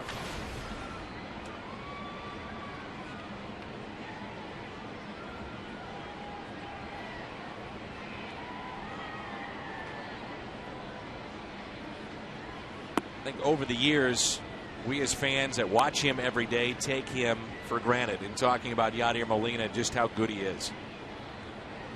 But we've learned a lot about catching watching him. Of course, watching Mike Matheny for years prior to him. What does an outstanding defensive catcher do? And then once you see it, when you see somebody else that's not doing those things, you kind of say, oh, I get it now. Exactly. Maybe the number of balls that go back to the screen, wild pitches, pass balls because the catcher wasn't squared up. Matheny, we've talked about this quite a bit, as he was teaching Yadier Molina, one of the things that he would do is he would block pitches during warm-ups, tosses between innings. And I still don't see anybody doing that. But he believed that you develop habits by practicing it even when there aren't guys on base. Best thrower I've seen is Molina. The best at blocking balls is Matheny. I would say the best of teaching of all three of those guys we just talked about. They're great teachers in their own right, but Dave Ricketts, who helped both of these guys be the players that they are or were in Mike's case. Umpire is yelling at John Lackey. That's John Hirschbeck, the crew chief. See Molina trying to block it a little bit.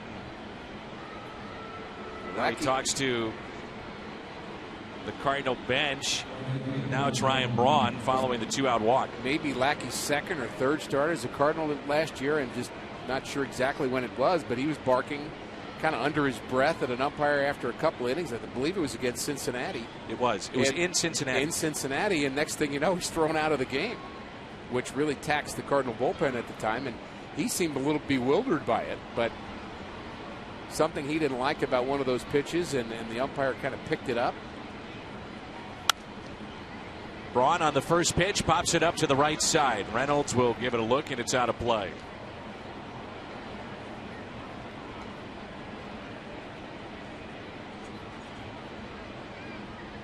I believe it was Tom Hallion who was the umpire that day in Cincinnati when John Lackey was ejected. We're talking about Matt Carpenter, old school. This guy is old school, John Lackey.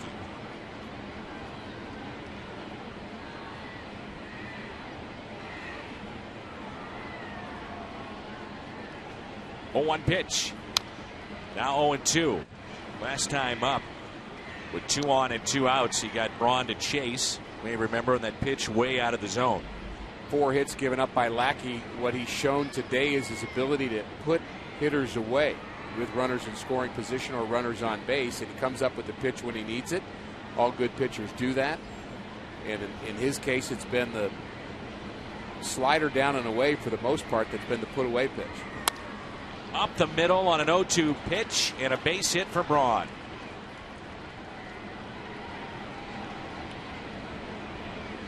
Lackey looked back to Yadier Molina as if to say, how did he hit that?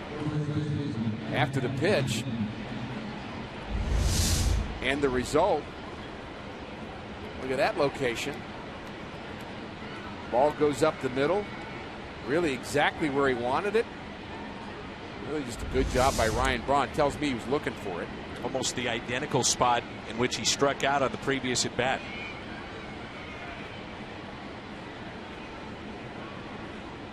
Adam Lind reached on an error by Wong in the second and also grounded out. We mentioned Lind's good numbers against John Lackey. 15 for 28 coming into this game. 6 doubles. Pitch number 76 of the afternoon is taken for a ball low and away. Jason Hayward very deep in right field. John Jay straightaway center. And Holiday straightaway in left. In on his hands, good pitch. 1 ball, 1 strike. Cardinals will welcome Cincinnati to town tomorrow. Saw the Reds last weekend. Cardinals took 2 of 3. And the Brewers head to Pittsburgh to wrap up their first road trip of the season. Here's a 1-1 from John Lackey. Make it 1-2. Inside on the fist, outside on the black. Now where does he go?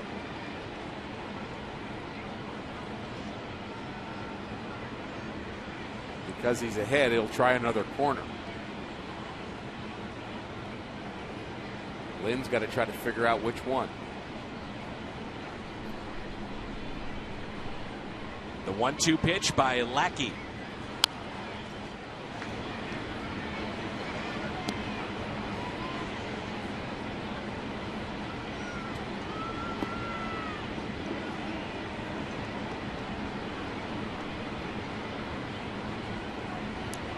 John Lackey wears number 41. And he was able to pick up that number from Pat Neshek. The payment was a Babe Ruth signed baseball. You may remember Pat Neshek is a huge collector of autographs, memorabilia. We've seen that before. We've seen a veteran pay for a young player's college kids fund. That's been done before. Remember Giants punter Jeff Fiegels? Yeah, I remember Plaxico Burris to pay for an outdoor kitchen at his vacation home in Phoenix to get his number. Who wants it? It'll be the shortstop, Johnny Peralta, and he puts it away. Milwaukee is stranded 7. You want number 49, by the way? No, no, no.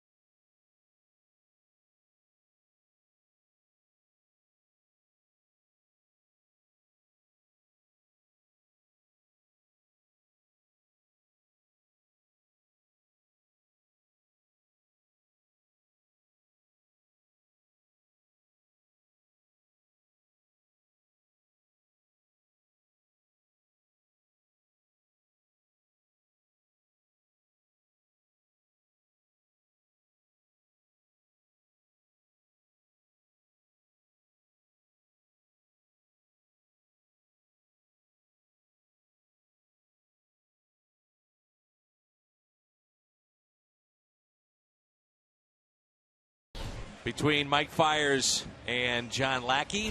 The franchise four, why is he even on this list? It's a given. Stan the Man will be part of the Mount Rushmore of the St. Louis Cardinals.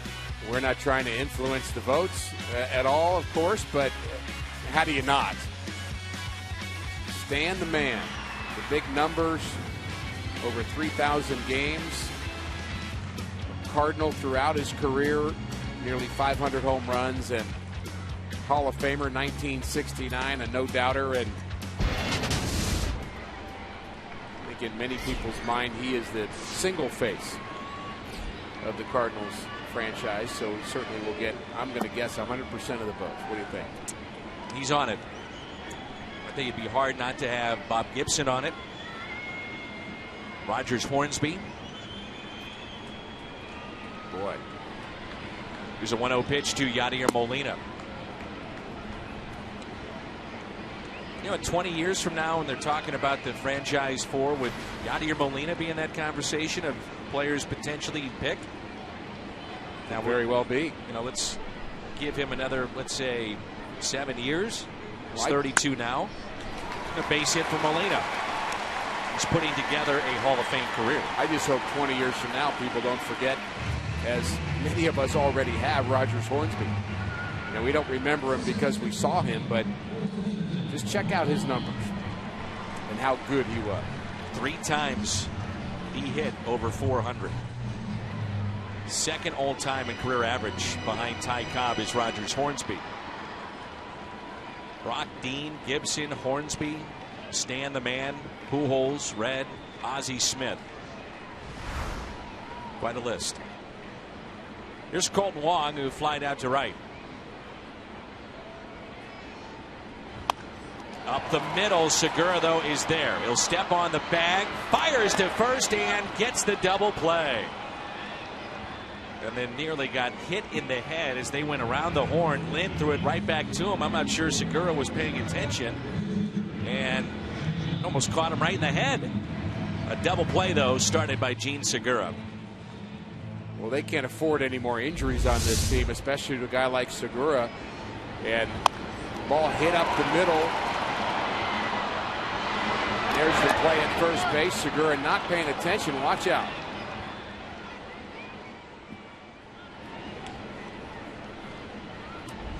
First double play turned by either side this afternoon, and here's Lackey. Smiling now. Still has his teeth. Part of the reason that play works, we talk a lot about middle infielders pinching in towards the bag anyway in a double play situation, kind of cheating towards the bag, so their run to the bag is not long if they have to cover to be in the middle of the double play, and that's why. Foul territory. And off the tarp. No balls and 2 strikes on John Lackey. At one point, Mike Fiers set down 9 straight, then a base hit by Reynolds back in the 4th with 2 outs. A single by Molina to start this inning. Erased on a double play, and now Lackey behind, no balls and 2 strikes.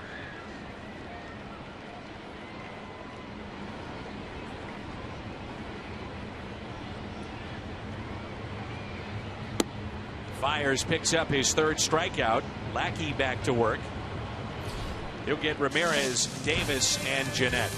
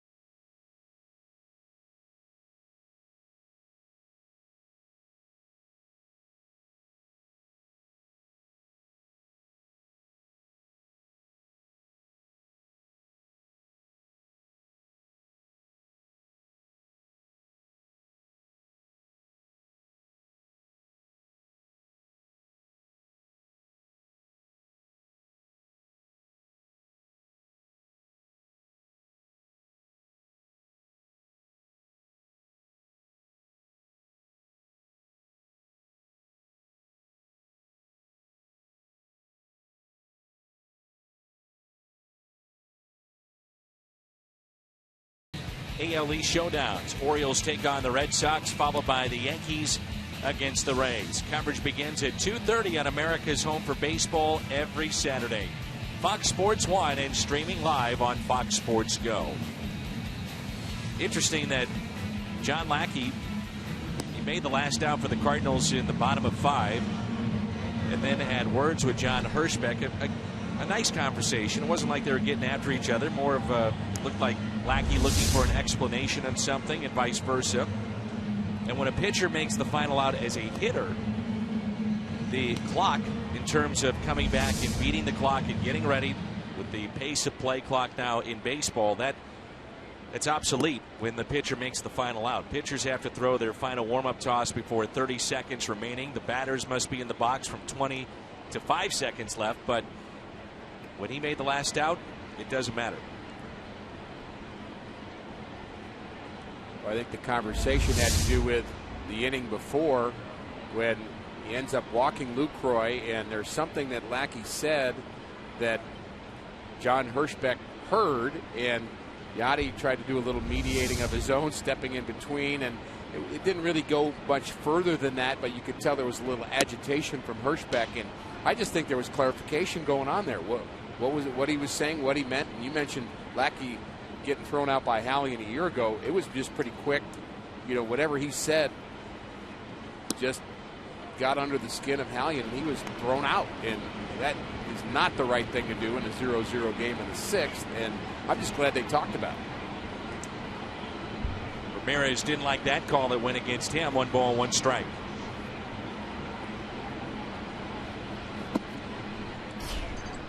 How much did you see when you were playing, Rick, the reputation of a player, or vice versa, the umpire, a carryover into games? I mean, it's human nature. You say, look, I'm trying to call this as good as I can.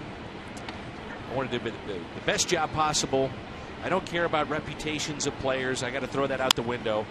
That's a foul ball. However, human nature, sometimes, you know, those things stick and they have a carryover effect. Well, umpires would talk, and they would know when there were, first of all, they would know when there were 2 teams that had bad blood. So they would not, they'd have really short fuses on anything like pitches inside, and because they wanted to kind of de-escalate. And they would talk about that, rightfully so. But they knew the guys who were going to kind of whine and complain a bit more than others. And you know, some guys you just let go. And I think on the players' side, you're aware that there were umpires that you could say, hey, where was that pitch to? And there were umpires you couldn't say that to. And they would take it as a personal affront. And other guys you could talk to. Strikeout number 6 for John Lackey.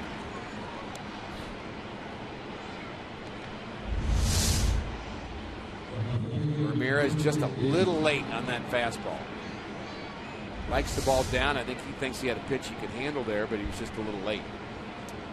Chris Davis struck out swinging back in the 2nd, and also singled to left. On deck, Scooter Gennett. And he looks at a strike.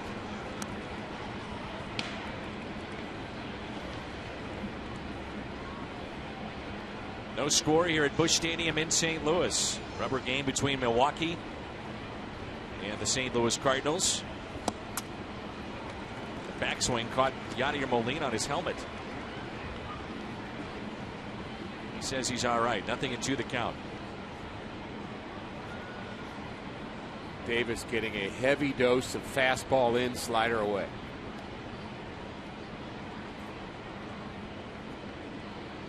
Molina sets up low and outside. May have caught too much of the plate there. Sure did. Right in the middle of the plate. Lackey knows it. You can tell by his reaction. Got away with one there, shaking his head. It's one of those that you're just kind of fortunate you get a chance to try it again. So that slider was set up. So does he have to go back in, or does he repeat on the slider? Looks like he'll repeat. And that's a much better one. Strikeout number 7 for John Lackey. 2nd time he's gotten Davis. What's on tap? Brought to you by Budweiser. Great matchup tomorrow. This is the matchup we saw last Saturday in Cincinnati with Johnny Cueto and Michael Wacha. Cueto Made 2 starts this year, a .64 ERA. Michael Walker, such a big part of this rotation. And we'll come your way tomorrow at 6:30. It's the Budweiser What's on Tap. That floats in for a strike to Scooter Gennett. He had a 2-out single to right back in the 4th. He now has hit safely in all 13 of his starts for the Brewers at this ballpark.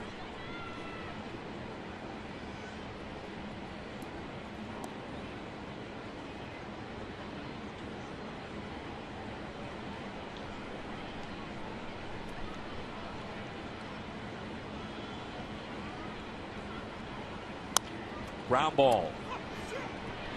Wong makes the play in a 1-2-3 inning for John Lackey. We're midway through 6. A gorgeous day for baseball.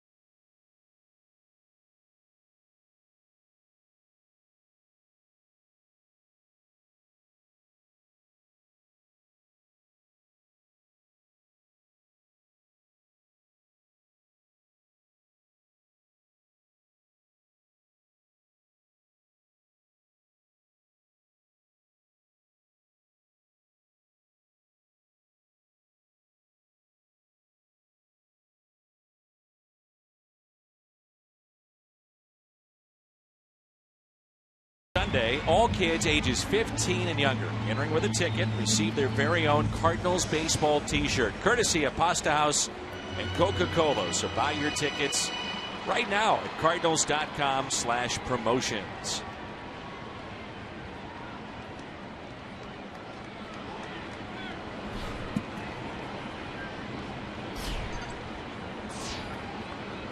So the top of the lineup for St. Louis, John Lackey, by the way, is at 92 pitches, 66 strikes. We started telling you in our open today that Villanueva was the only reliever not used yesterday. So this is a welcome start to a bullpen that was worked an awful lot yesterday.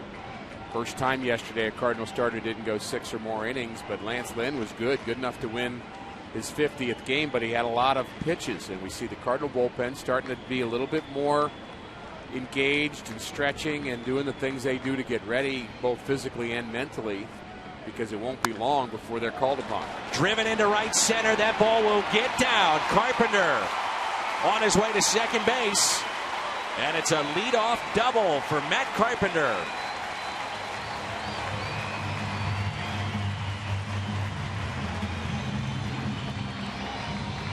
Carpenter is such a good player, does so many things well. And he lines that pitch middle of the plate down into the gap. Talked about the fact that he has occasional power, doesn't really think of himself as a power hitter, but occasionally charges into one. And certainly a doubles hitter. I mean, in my mind, that's power. You get doubles and triples, not the same as home runs, but you're giving your team a chance instantly to get into scoring position. First pitch to Hayward. Least wants to pull it to the right side to advance Matt Carpenter, now with 3 doubles this year. The team leader is at the plate in Hayward, who has 4. I always think a hitter should do here, Dan, is you pull the ball hard till you get 2 strikes, then you just pull it. I mean, you're trying to drive the ball. You're just not trying to ground out the second here. You're trying to drive that ball to the right side of the infield any way you can, or even the outfield. Here's an 0-1 pitch. Jason Hayward, we're learning more about him. He comes from a great family. Mom and dad both attended Dartmouth. That's where they met. If you're a basketball fan, you may remember the name of Kenny Washington. He played for John Wooden on a couple of NCAA championship teams. So comes from not only a smart family, but athletic family as well. Those championship teams, Jason was telling me, with 1964 and 65. His dad is Eugene, mom Laura. And he told me those two have been the biggest influence in his life, both on and off the field.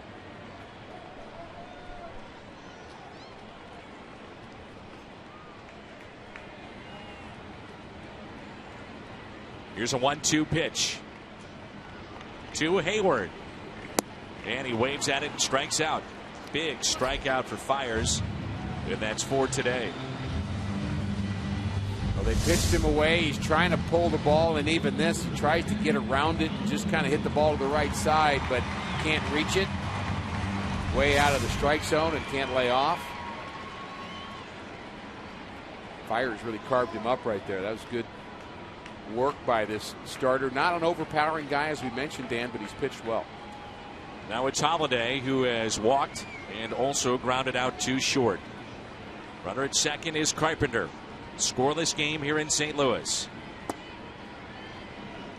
You know what's interesting about Ron Renneke, if we get late into innings and the Brewers have a lead, even though, let's say, a Jason Hayward or Matt Adams has struggled historically against left-handed pitching, he will stay with Jonathan Broxton in the 8th, and he'll go to his closer, Rodriguez, in the 9th, and does not deviate from that.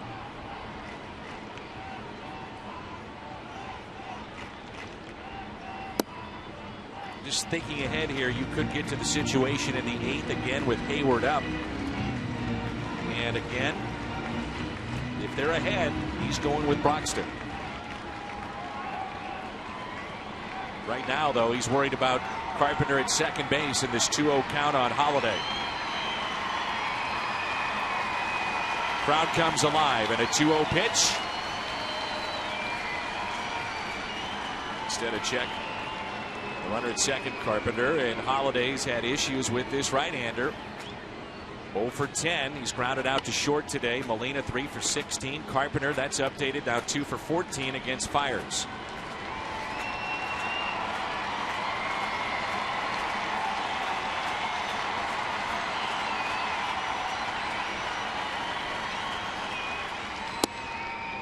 Two and 1.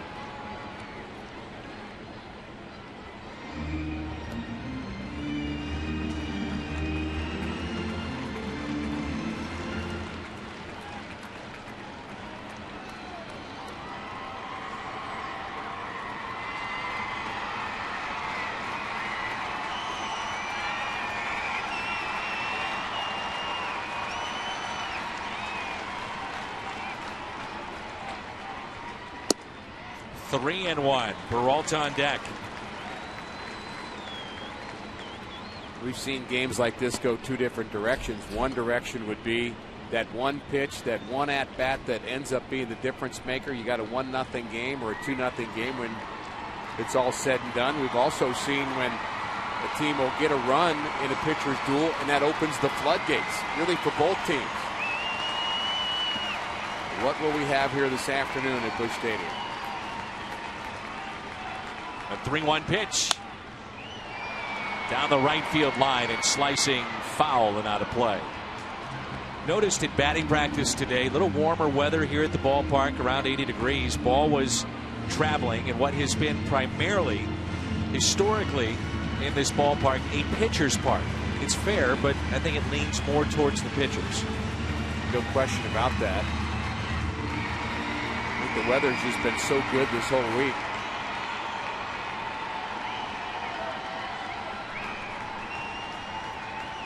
the hitters are happy to not be in Chicago. Absolutely. Makes it feel like a hitter's park.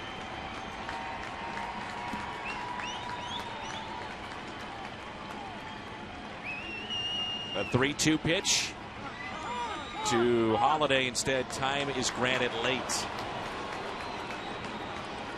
And that all happened, really started with Matt Carpenter. He took an extra step off of second base, and Fiers noticed it.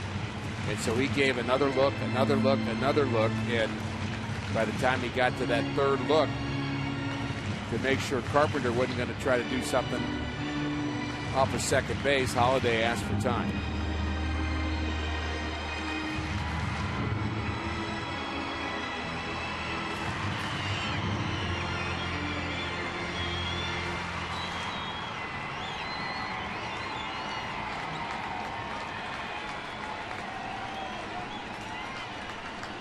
Three-two pitch to Holiday. Here it comes. Holiday up the middle. The Cardinals have the lead. Here comes Carpenter. 1-0 St. Louis. Holiday, his 5th ribby this year.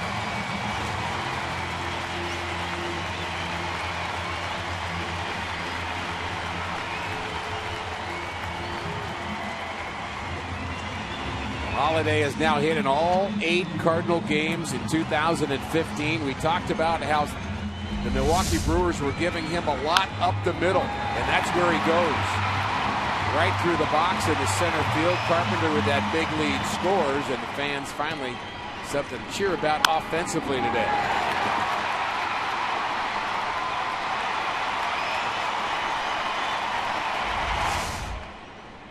So 5 hits aside, the Cardinals score the first run of this game. It's 1-0. Runner goes, pitch inside. That's Holiday. Head first slide, safe, and a stolen base for the 35-year-old.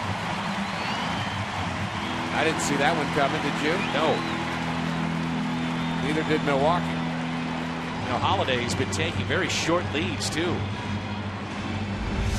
The jump is good. The slide directly to the bag. The call good as Holiday drives in a run, then steals a bag. How about that? Activity. Right-hander just starting to throw now for Milwaukee. Here's a 1-0 pitch. Mike Fiers has a tattoo on his forearm of his right side as Jeffress is throwing in the pen. 2003, he took a line drive off his arm, broke his arm. His mother had lupus and passed away at the age of 54. And he has that tattoo and looks at his arm, the picture of his mother. He says every time he goes out to pitch to remember that this is just a game and how much his mom meant to him to get him to this level of Major League Baseball.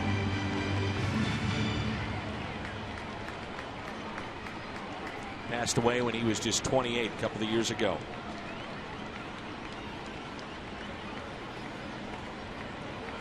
On 1-2, Peralta takes a ball inside. He is lined out to short and singled to left field.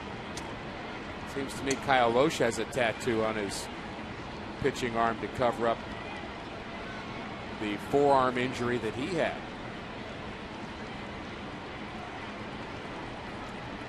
Loesch pinch ran here last night.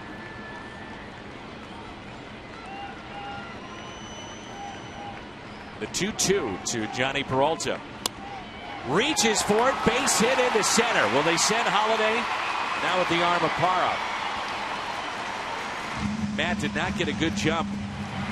That ball right off the bat, almost as if he had to wait to make sure it got through. And because of that, runners at the corners for Mark Reynolds. Second hit for Peralta. He's hit in 11 straight. I think you're right. Holiday had to be convinced that that ball wasn't going to be caught by an infielder. RBI opportunity for Reynolds. Cardinals need to add on here. As I mentioned, sometimes you get into the late part of a game, a pitcher's duel, and all of a sudden the floodgates open and kind of everybody starts hitting at once, both teams. And so score them while you can. Reynolds Broke up 9 straight by Fiers with a single back in the 4th. Runners at the corners. Ooh, nice pick by Lynn. That saves a run.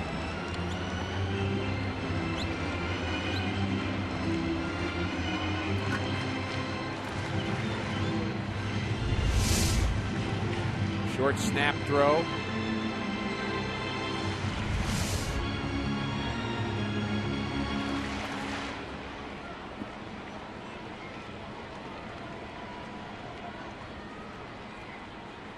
You wouldn't think Peralta would be running, but you didn't think Holiday would be running.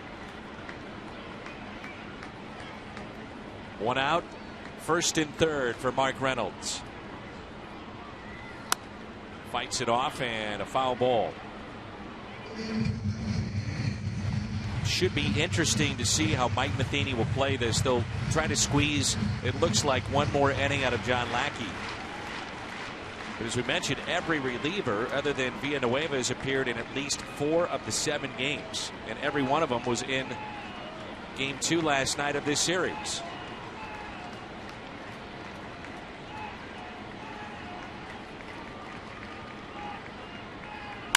Reynolds drills it out to left center. Parra gives it a look over his head. 1 run is in.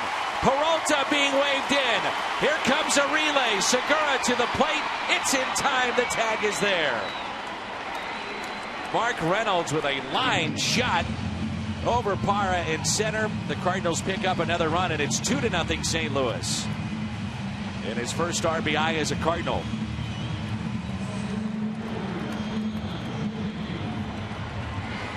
I like the aggressiveness, trying to score Johnny Peralta, trying to add on, and it took 2 solid throws to get him. But first, the line drive off the bat of Reynolds over the head of Parra. He's got a good arm. And so does Segura, right on the money. This ball does not take very long to get from the center field wall to home plate, does it? No. That's a relay that's done to perfection right there by Milwaukee. And that'll be it, as Ron Renneke will go to his bullpen.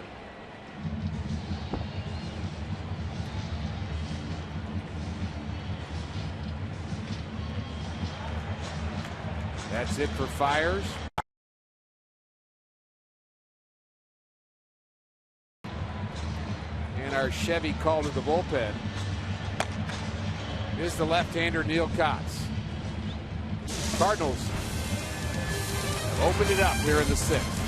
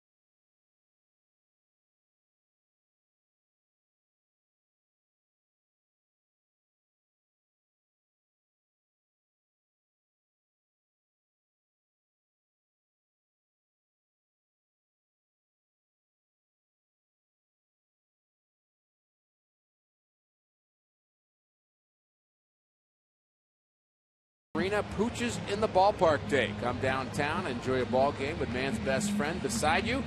A limited number of tickets go on sale beginning at 10 a.m. on April 17th at cardinals.com/pooches. Neil Kotz, a left-hander. We saw him here last night. Pitched a solid inning, had a strikeout. There's his numbers in the early going. And the Cardinals will counter with Randal Grichuk off the bench to try to add to their lead. So the runner at second is Reynolds, and Grichuk takes a ball inside. Last two plate appearances for Grichuk as a pinch hitter. He has swung at the first pitch and popped it up. 273, small sample size as a pinch hitter, 6 for 22. Here's a 1-0 pitch. I just love Grichuk's plate coverage. When you look at him from the point of view of a pitcher, it just seems as if he's got kind of his hands low enough to have a short swing, but you know he's got a lot of power, and you're just not really sure where to pitch it.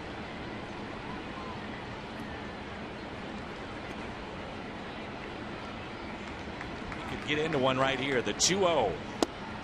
Now 3-0 with Molina on deck. And yes, to your next question. Would you turn him loose? I feel like we're doing a game show where I give you the answer, then I find out the question. What is, would you turn him loose? On 3-0, Grichuk looks at a strike. This is really kind of the dilemma right now with Grichuk for Mike Matheny. How to keep him sharp, how to get plate appearances. And this would be one way to do it, to stay in the game and take over in center. 3-1 pitch. Grichuk with a fly ball out to left. It's well hit. Davis back at the wall and makes the catch near the 375 side. Almost knocked it out for his second home run. The bats came alive. It started with Matt Carpenter here in the 6th.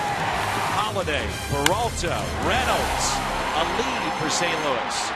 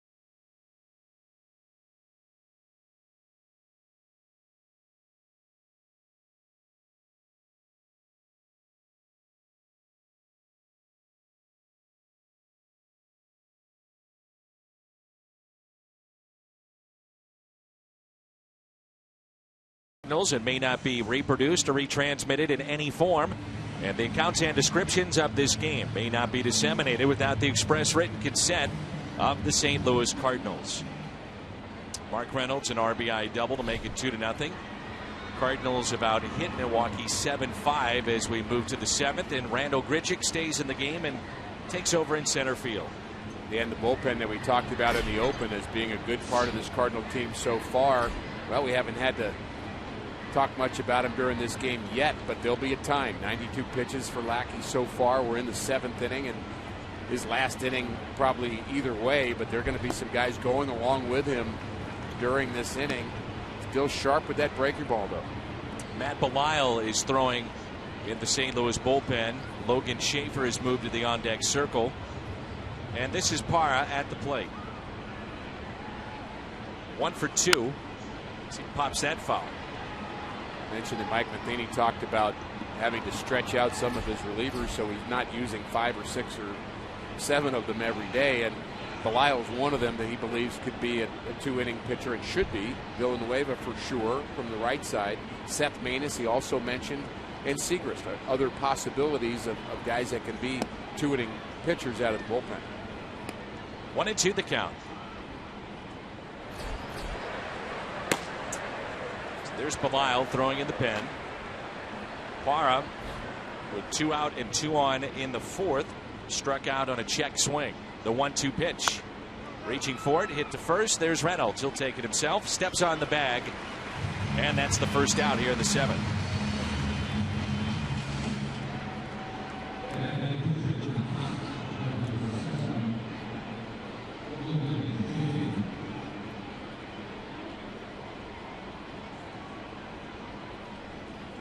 So Logan Schaefer, the pinch hitter for Kotz, goes a third of an inning.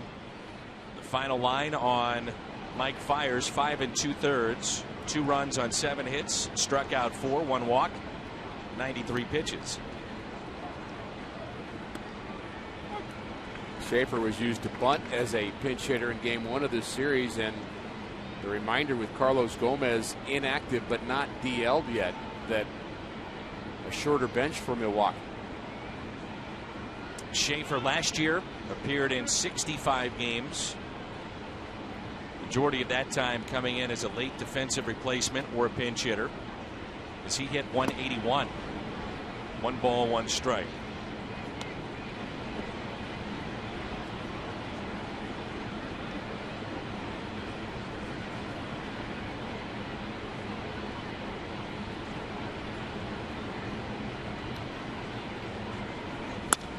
And a ground ball that's hit to second. Colton Wong, 2 down.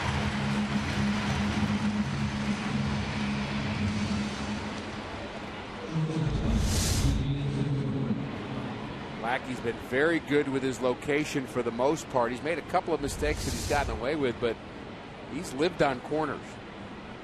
Schaefer tried to pull that outside pitch. Predictable result. Top of the lineup in Gene Segura. The foul ball off his foot. What a day of sports we have for you here on Fox Sports Midwest. Right now, Cardinals baseball will have the post-game show, then a replay of a Blues Wild game from November 29th. 90-minute pregame show beginning at 7 for the Blues and Wild tonight. And then we'll come your way at 8:30 with the drop of the puck. John Kelly, Darren Pang, Bernie Federico, the Hall of Famer. We'll have the action for you here on Fox Sports Midwest as Segura bunts it foul for strike 2.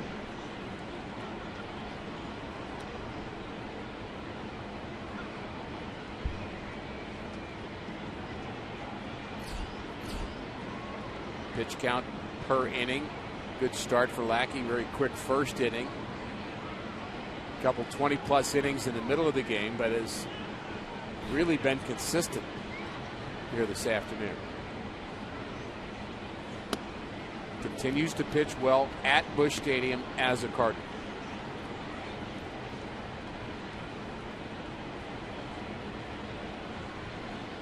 One-two pitch to Segura. John Lackey is right now doing it with smarts, changing speeds here in the late going of this game. Pitch count at 103. It's not a lot of pitches he leaves over the middle of the plate. Where was that? Plaza Tire Service replay here. Where's this pitch? Well, we asked where it was, and we found out. That's a strike on a corner. Don't always get that corner. The 2-2. And a strikeout of Segura. 8 strikeouts in 7 innings for John Lackey. Time to stretch.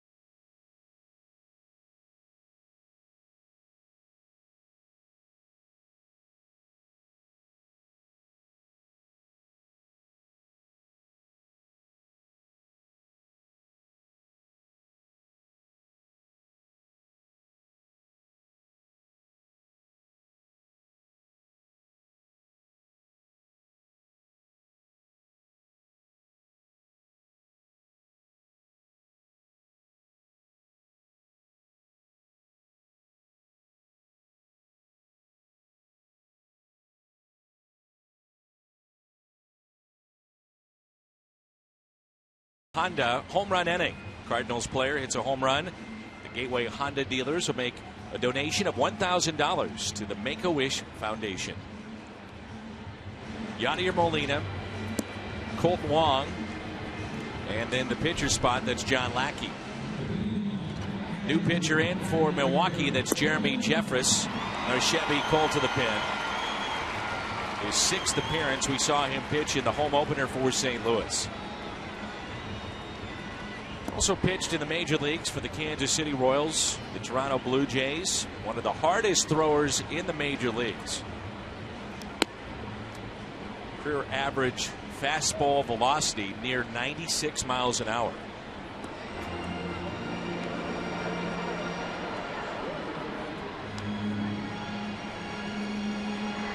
Jeffress was originally selected by Milwaukee as the 16th overall pick back in 2006. Was traded in 2010 as part of the Zach Greinke deal. There were some big players in that particular deal with Kansas City and Milwaukee. Molina, a couple of hops hit to short. Gene Segura up with it. One away. Some of those players were Alcides Escobar, Lorenzo Cain, great defensive player. Young man from this area, Jake Odorizzi. That trio for Zach Greinke and Yuniesky Betancourt.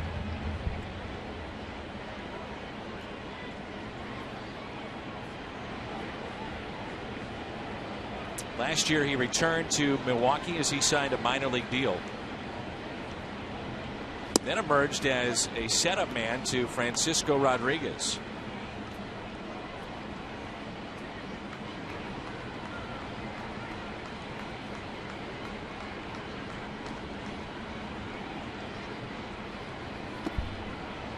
Bottom dropped out of that pitch. Matt Adams has moved to the on-deck circle. Here's Colt Wong, who is hit into a double play. Also flied out to right.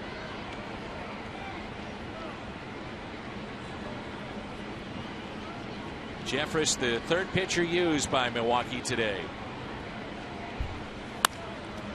A liner into right center, and that ball will get down. It's cut off by Parra. He slides to get it. Fires into second base. Diving in is Wong, and he is saved.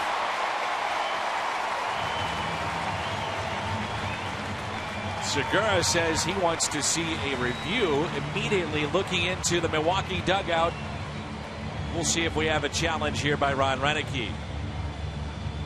He's going to get a word from his video group whether or not that is worth reviewing or not. But the strong throw, Wong testing him, the hard slide into second base. He actually hits into the knee of Segura, who's right on top of that bag. The hand is in. I think he's safe. Just how good is Parra throwing the baseball? Since 2009, he has the 3rd most outfield assists, only behind Jose Bautista and Alex Gordon. Bautista was 67, Gordon 64, and Parra was 63. A lefty to face Adams when we come back.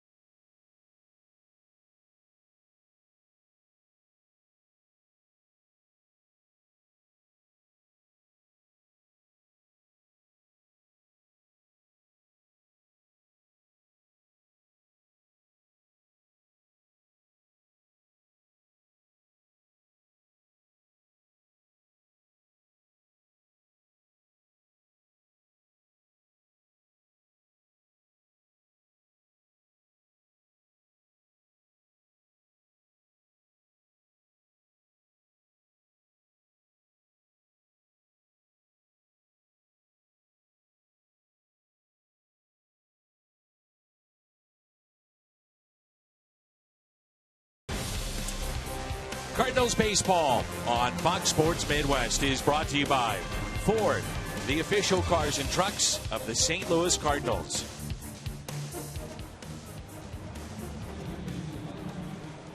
Beautiful day for baseball. Busy day of sports here in St. Louis. Appeared in 78 games last year. The second lefty out of the pen this year for Milwaukee. And that is Will Smith, a 0 ERA. The Cardinals did have Adams up, pulled him back, and Peter Bourjos will be the hitter. Bit of a gamble here by the Cardinals to waste Matt Adams and use Peter Bourjos in a game where you're winning 2-0. I think indication that Mike Matheny thinks this run out there is pretty important to extend it from 2-3. Bourjos on the first pitch, pops it up. There's Jeanette. When you have a situation with benches as Major League rosters are now constituted, and you use 2 players for 1 at bat, you lose a lot of your bullets with this one swing of the bat. This spring training, this Will Smith actually wrote a letter to the actor Will Smith. He said he wanted to meet him. I'm dead serious. Did he reply? Not yet, I don't believe. But part of the letter said, we're both tall, although I'm taller. We both like to get jiggy with it. I was hoping you were going to say that. We both look great in black suits. Something about you saying that makes me a little ill. We both like Tommy Lee Jones. You were in Wild Wild West. I own a cowboy hat. Just some of the contents of that letter. Surprised he hasn't responded.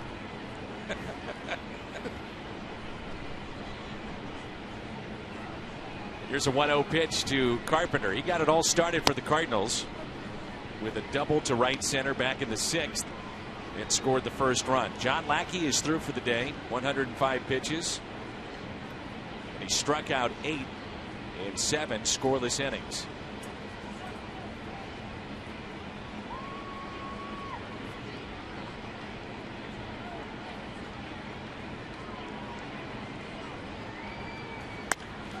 Base hit, right center. That ball will get down. Carpenter off to the races again. Wong will score. Carpenter to second. That's double number 2 on the day. And the Cardinals have a 3-run lead here in the home half of the 7th.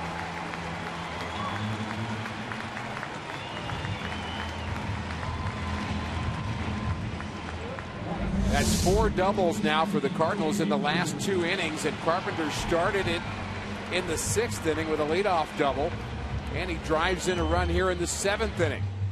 Trying to get ahead with that fastball, and Carpenter jumps on it. Such a good player. So that run is charged to Jeffress. Close the book on the right-hander. That pitch up and in to Jason Hayward. Hayward flied out first time up to the track in right center. Flied to center again and struck out in the 6th.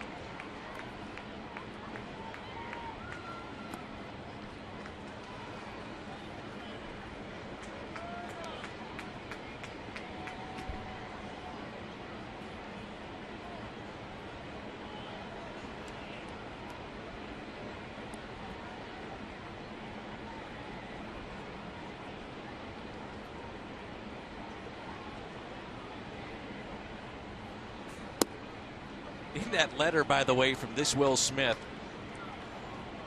he said, when we meet in person, I think we'll have a lot to talk about. We might even become best friends.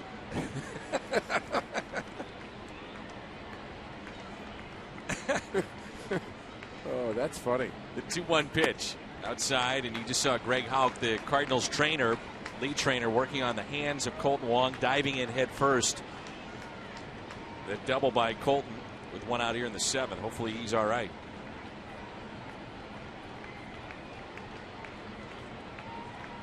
A 3-1 pitch to Jason Hayward in the dirt.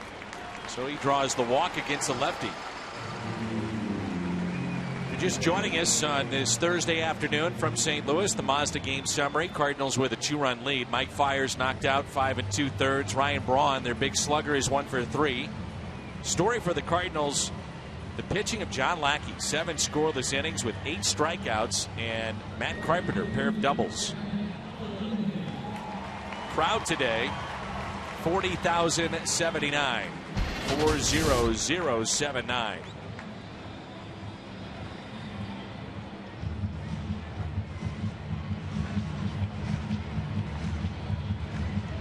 Tomorrow night, great matchup. Hope to see you here at the ballpark. If not, join us on Fox Sports Midwest with Michael Wacha and Johnny Cueto. Amazingly, Cueto has not won in St. Louis since April 30th of 2010. Well, the Reds haven't won very many games as a team since then. Cardinals have really dominated the series against the Reds of late. Good cut by Holiday. Picked up the first RBI of our ball game, driving in Carpenter on a 3-2 pitch, then stole a base and scored a run. Well, this isn't the matchup really that Ron Renicky wants, lefty against the right-hander Holiday, but he understands that you can't always go left-right every situation in the last few innings of a game. You'll wear out your bullpen. Sometimes a lefty's going to have to get a right-hander out. 0-2 on Holiday. I think this Will Smith needs one of those neuralizers to kind of change everybody's memory of what's happened the last couple of batters. Men in Black, huh? Men in Black.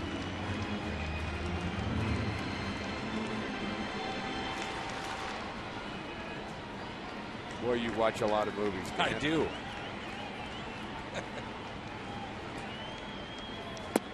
A swing and a miss, and a strikeout of Holiday.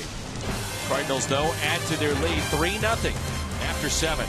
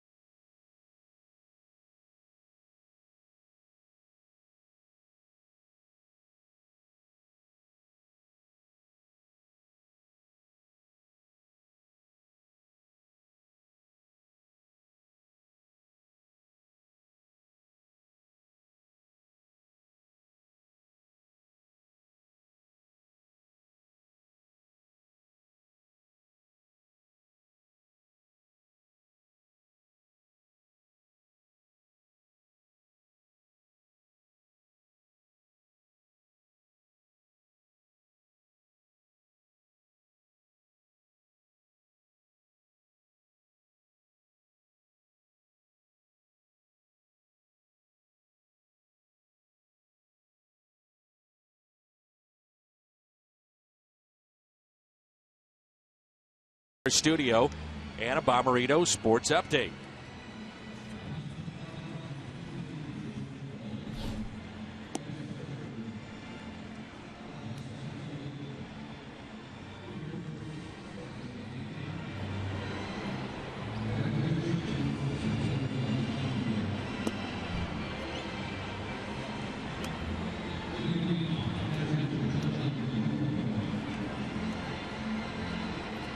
Ballpark Village has been buzzing since early this morning.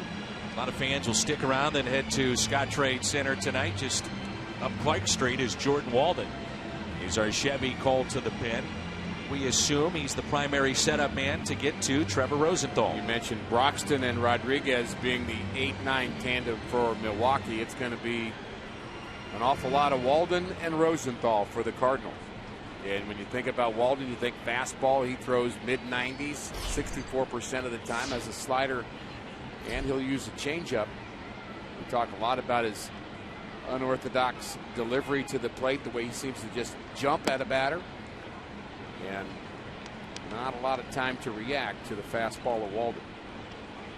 You'll get Lucroy, Braun, and Lynn. For those that have not seen this delivery, it is as unique you'll find in the game. Jumping at the hitter. The 0-1. There's that tough slider to mix in with a mid-90s fastball. So Peter Borges stays in the game. He's in center field. Randall Grichuk moves from center to left.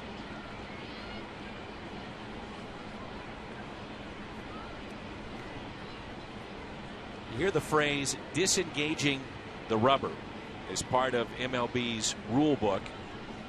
And that's more about, ooh, that could have gone Walden's way. That's more about what you're trying to do to deceive the runner as opposed to what you're doing here to throw a pitch to the plate. Yeah, you're supposed to really be in contact the whole time, but that rule, a lot of it has to do with, it relates to balk rules. You're supposed to disengage before you can kind of move your hands or move your head. Strikeout of Lucroy. I don't think the rules really contemplate the delivery of Jordan Walden because nobody really does this. And you wouldn't teach it because you think that maybe he would lose balance right about there when his foot's in the air, and then he kind of resets with that back foot, really the side of the foot. He's down his toe, and then he recreates his balance and then throws the baseball. It's just, again, unusual, odd, and works for him. We saw in spring training with all the games that the Cardinals play against the Marlins. You may remember the name of Carter Kepps, and he also has a unique delivery, somewhat similar to what we see here with Jordan Walden. 0-2 quickly on Braun, who is singled to center. He struck out with 2 on and 2 outs in the third, and also flied to center. Now, when the Cardinals have gotten 2 strikes on Braun, they've set up with a slider or breaking ball away. Let's see if they do that here. The 0-2. Ground ball. Peralta to his left and out at first, just getting Braun.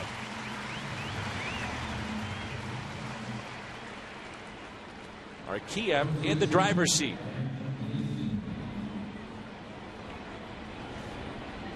The bullpen and the usage a lot the last 4 games.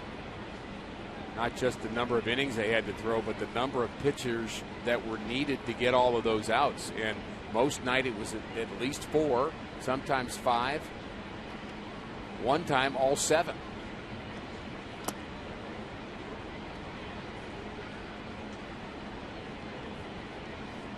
It's a very close play. What looked to be routine, but it wasn't. Good stretch here by Mark Reynolds to get Braun. He went a long way out there, didn't he? Sure did.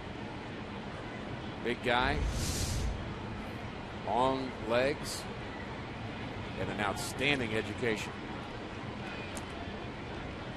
Go ahead, Rick. Where'd he go? Oh, I wasn't going to go. Oh, you want me to say that go he ahead. went to Virginia? Yeah. And where did you go, Rick? Same place. Okay. Now can we move on? Wait a minute. I kind of said I'd never say that again, didn't I? Yes, you did. Broke my rule. 2 balls, no strikes. Yep. Mark Reynolds, Virginia Cavalier. Got it. Rick Horton, Virginia Cavalier. Yeah. You sound so excited. Have you talked to Mark about Virginia? A little bit, just a little bit. Yeah. And he had, of course, had terrific career there. One of the great players that kind of helped catapult the team to another level, like Ryan Zimmerman did.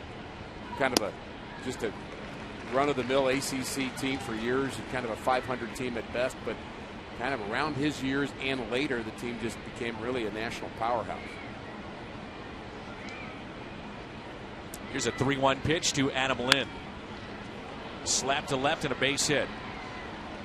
Having done a lot of basketball games there and a little baseball too at the University of Virginia, what a beautiful campus. I mean, it is awesome, spectacular. Their associate athletic director was here at the ballpark yesterday, Barry Parkhill, who St. Louisans may remember played for the Spirit in the couple of years that the team played here, and he works at UVA, and he came by to visit me up here in the booth. Told him that you'd done the games there, and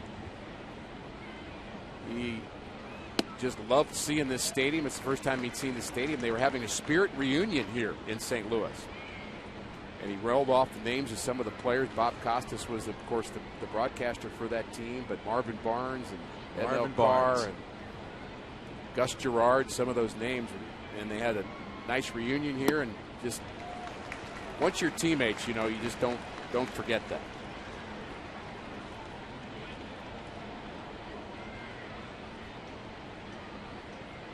When I was at Virginia, a gentleman by the name of John Grisham sought me out. Couldn't believe it. John Grisham, the noted author, friend of Tony La Russa's, and he's a huge Cardinal fan.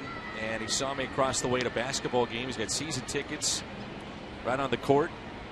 And we had a nice conversation talking about KMOX and now watching games on Fox Sports Midwest and his love of the Cardinals and baseball here in the Midwest. His son played at UVA.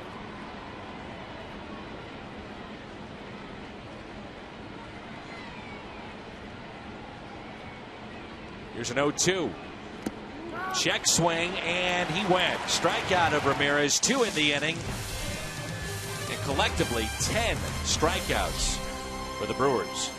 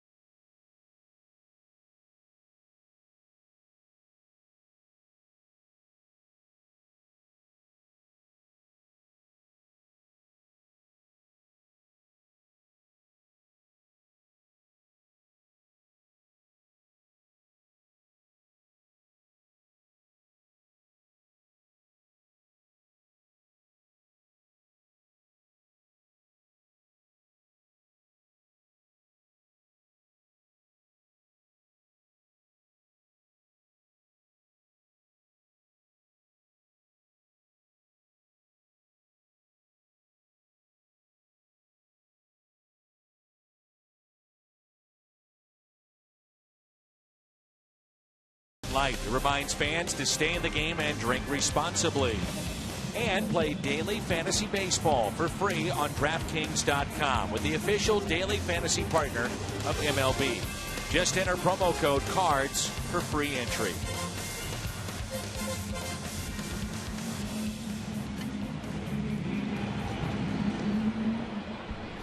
$3-0 Cardinals. Pitching has been terrific today for St. Louis, beginning with John Lackey. Good inning for Jordan Walden, and really starting pitching has been good all season long. Tyler Thornburg, our Chevy call to the bullpen, appearance number 4 for him. And there was a time where he became just a stud for this team. Kind of came out of nowhere. They brought him up from the minor leagues, and he was all of a sudden unhittable. Has a good curveball, not a big guy.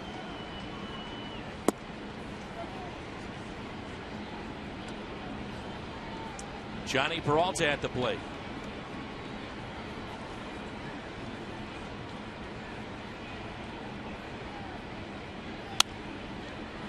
Popped foul and out of play. Peralta singled in the first, lined out to short,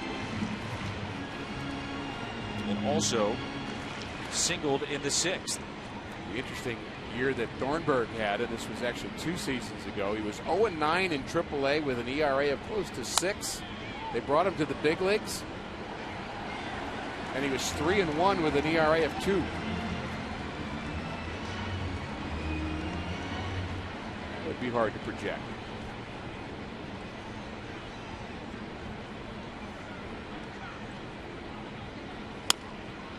Thornburg is fully recovered from an injury to his ulnar collateral ligament, his elbow that caused him to miss the final 4 months of last year.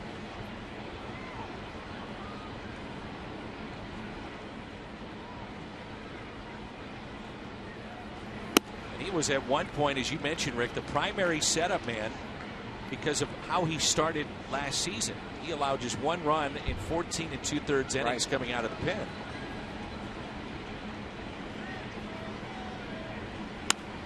Still trying to imagine that year before, Ron Renicky getting the phone call. Hey, we got a new guy we're calling up for you. Thornburg, we think he's the right guy to help you out at the big league level. Well, tell me about it. How's he doing? Well, he's 0-9. He's got a 5.79 ERA in his 15 starts, but he's just the guy you need. Just the guy you need. This is who you want. Peralta with a high fly ball lifted to right.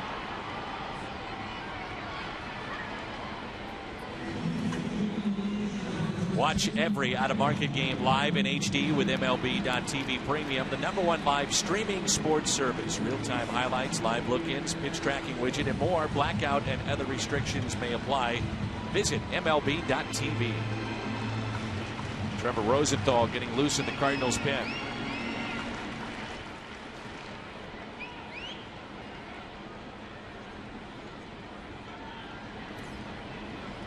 The breaking ball in the dirt.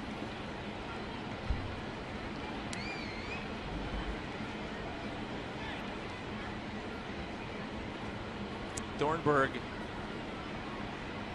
has dealt with a tear in his elbow basically since high school. And what you hear about many athletes today, they get the platelet-rich plasma, their knees for basketball players. PRP? Yep, and he had the injection in his elbow last year, and that's what shut him down. They say that he's fully recovered from that and healthy and ready to go this year. 2-1 on Reynolds. Once again, we wish the Blues good luck tonight in Game 1. No need to turn the dial. We've got you covered all the way through Blues hockey as Reynolds taps it slowly towards first. Thornburg takes it himself. 1 unassisted. Get to see another Randall Grichuk at bat. He came on as a pinch hitter in the 6th inning and almost left the park. Back Davis up against the left center field wall. And he has raw power.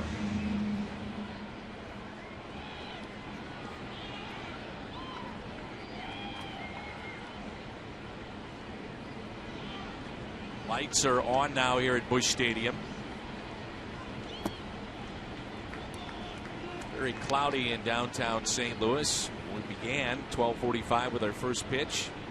Not many clouds and the sun was shining brightly. May have noticed a different stance. Maybe Tom Mee, our director, can give us that side view. There it is right there. Watch how he's laying the bat this year as opposed to last year. Flat bat, what hitters would call that. And again, I just think that sends a message to the pitcher that I'm ready for anything you've got. I'm not going to have a long swing. I'm not going to be overcommitted. I'm going to be quick to the ball. He is quick. And I think the idea is his hands are so quick and he's so strong, he doesn't need a long swing to have power. And if you can go quickly to the ball, that makes you less vulnerable to the off-speed pitches, especially the slider. The 2-2. Cardinals talk about his arms and basically his core being as strong as anybody on the team, maybe anybody in the organization. Really learned to love working out. He told me yesterday he got that from his father, who was a softball player, actually a college basketball player first, and he played softball and taught Randall how to love the game of baseball and how to work out. He told him at a young age when he was in high school, look, your core and your lower half is foundational to you being a baseball player. And he got him working out, worked out with him. And Randall told me yesterday he owes a lot to his dad for where he is. The 2-2. Grichuk in the air. Right field. Near the stands, and a sliding effort there by Braun, and just a step or two shy of making that catch.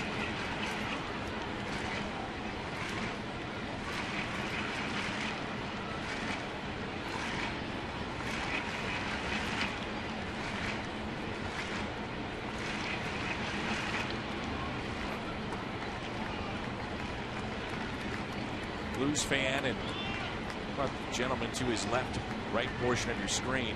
More importance there, the World War II veteran.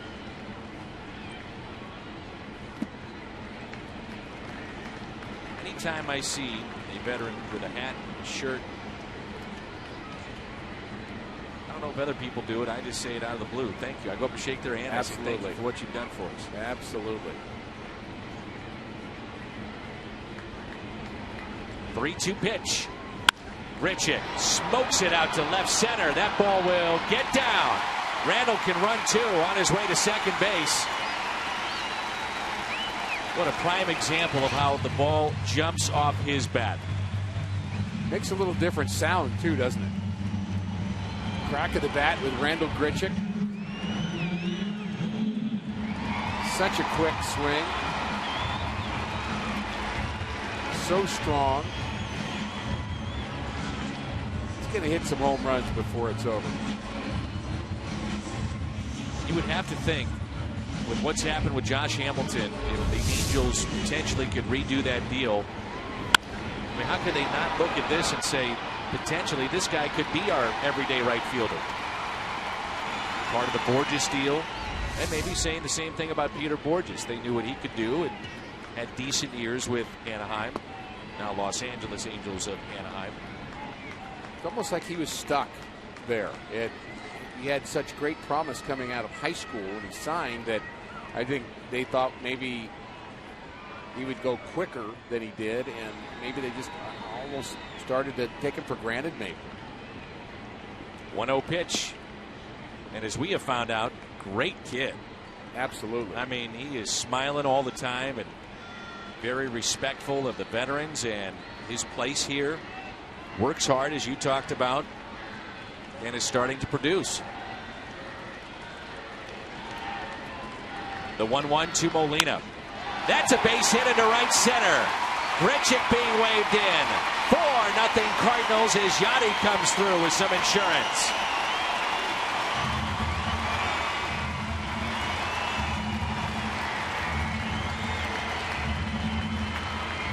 That may knock Trevor Rosenthal out of this game with a 4-run Cardinal lead. No longer a save situation, at least to begin the top of the ninth inning. And here's Molina. He had 3 hits yesterday, 2 more today, and also starting to drive the ball with a little more authority.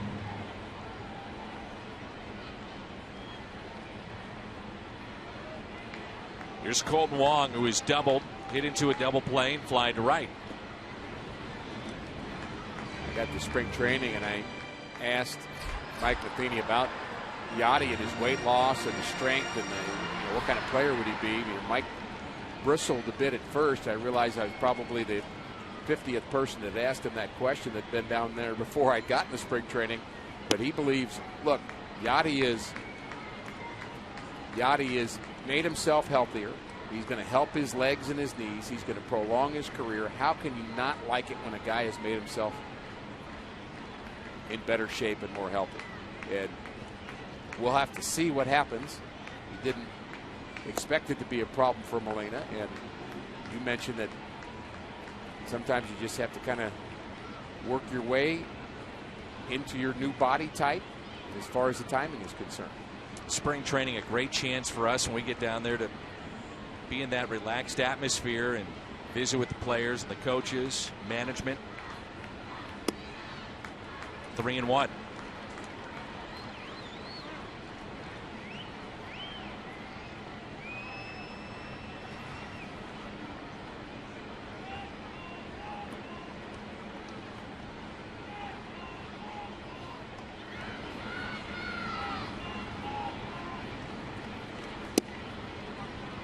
Full count on Colton Wong. Nobody getting loose in the Brewers pen. Matt Belisle, Rick told you, is throwing with Rosenthal having a seat now with a 4-run lead for St. Louis. They've out hit the Brewers 11-6.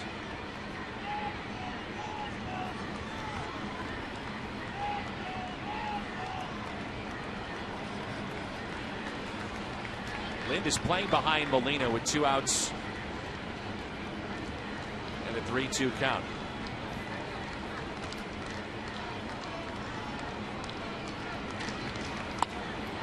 Wong, little jam shot out to right, and the catch made by Ryan Braun.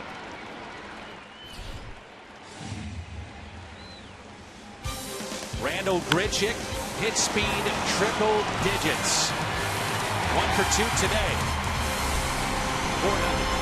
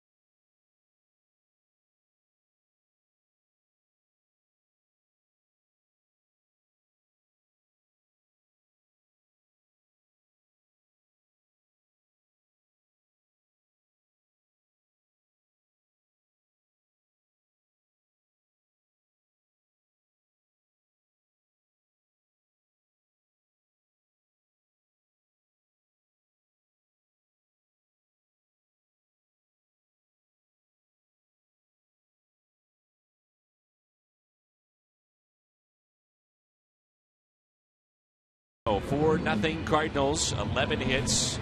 Each team has committed an error. Matt Belisle is your new pitcher in our Chevy called to the pen. This will be his 5th appearance, 2 2/3, 3 hits. A couple of strikeouts, no walks, no home runs. And Pete Kozma takes over at second base. Player of the game presented by Budweiser, John Lackey. Terrific afternoon for Lackey. Continues to pitch well here at Busch Stadium. 105 pitches for Lackey. Just 1 walk and 5 hits in 7 innings of work. Really in command throughout. And came up with a strikeout pitch when he needed it. A couple of guys on base. Twice for Milwaukee, and he just came up with the pitch.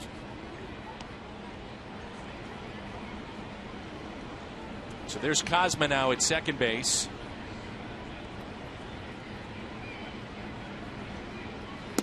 And it's a count of 1 ball, 1 strike on Chris Davis. Belisle will turn 36 in June. Signed a 1-year deal.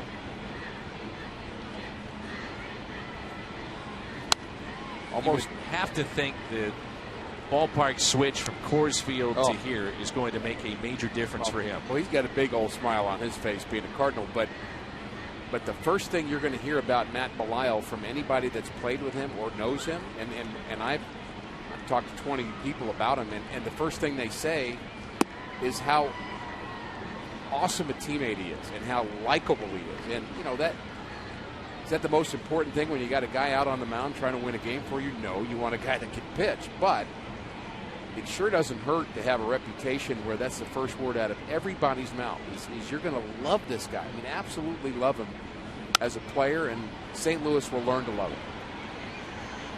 Here comes Hayward, and he calls off Borges, and Cosma makes the catch for the first out. I had a chance to tell him that, Danny, when I met him. I said, I can't, I mean, I guess I have to form my own opinion, but I can't hear enough good things about you. And he was very humble about it, almost sheepish. And I thought he told you to get lost. Well, he didn't know me yet either. Give him some time. You know, I've heard you're great. Get lost. All right. Thanks. Would have been funny. So he was very humbled by it. Oh, my goodness. Incredibly so. You'll see a 92-mile-an-hour four-seam fastball. His slider's around 87.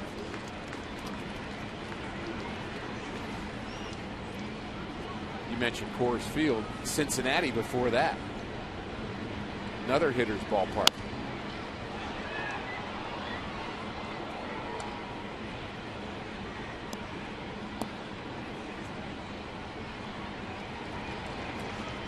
Old school Sox.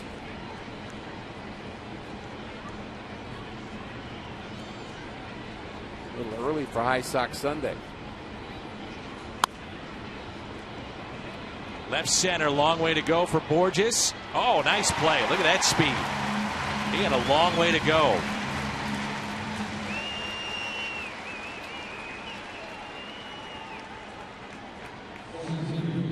Borges shows off his speed, but he also shows off his brains by telling another speedy guy to get out of his way, which is what a center fielder is supposed to do. How about the speed of the Cardinal outfield when you've got Grichuk in left and Borges in center and Hayward in right?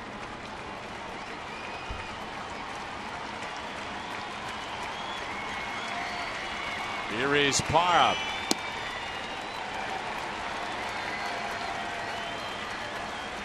And that's a trio that can cover some ground. Absolutely. Cardinals looking to make it 2 of 3 against Milwaukee, and they're 1 strike away from doing it.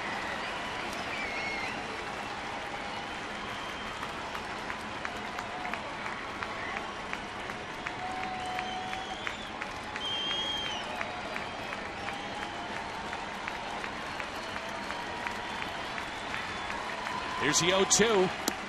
Outside.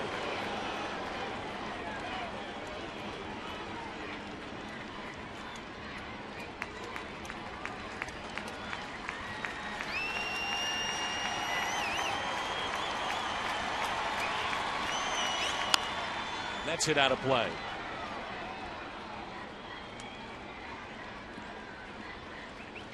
One ball and 2 strikes.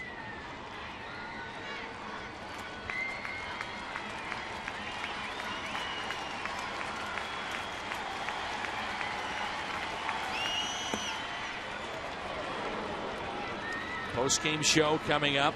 Then a replay of the Blues and Wild from November 29th. 90-minute Blues pregame show. They'll drop the puck at 8:30. We're still 1 strike away, 1 out away. The 2-2.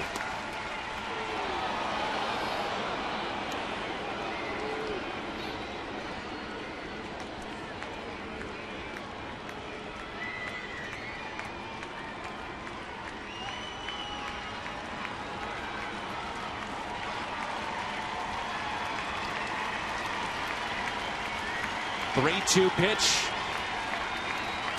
Now time is called by Parra.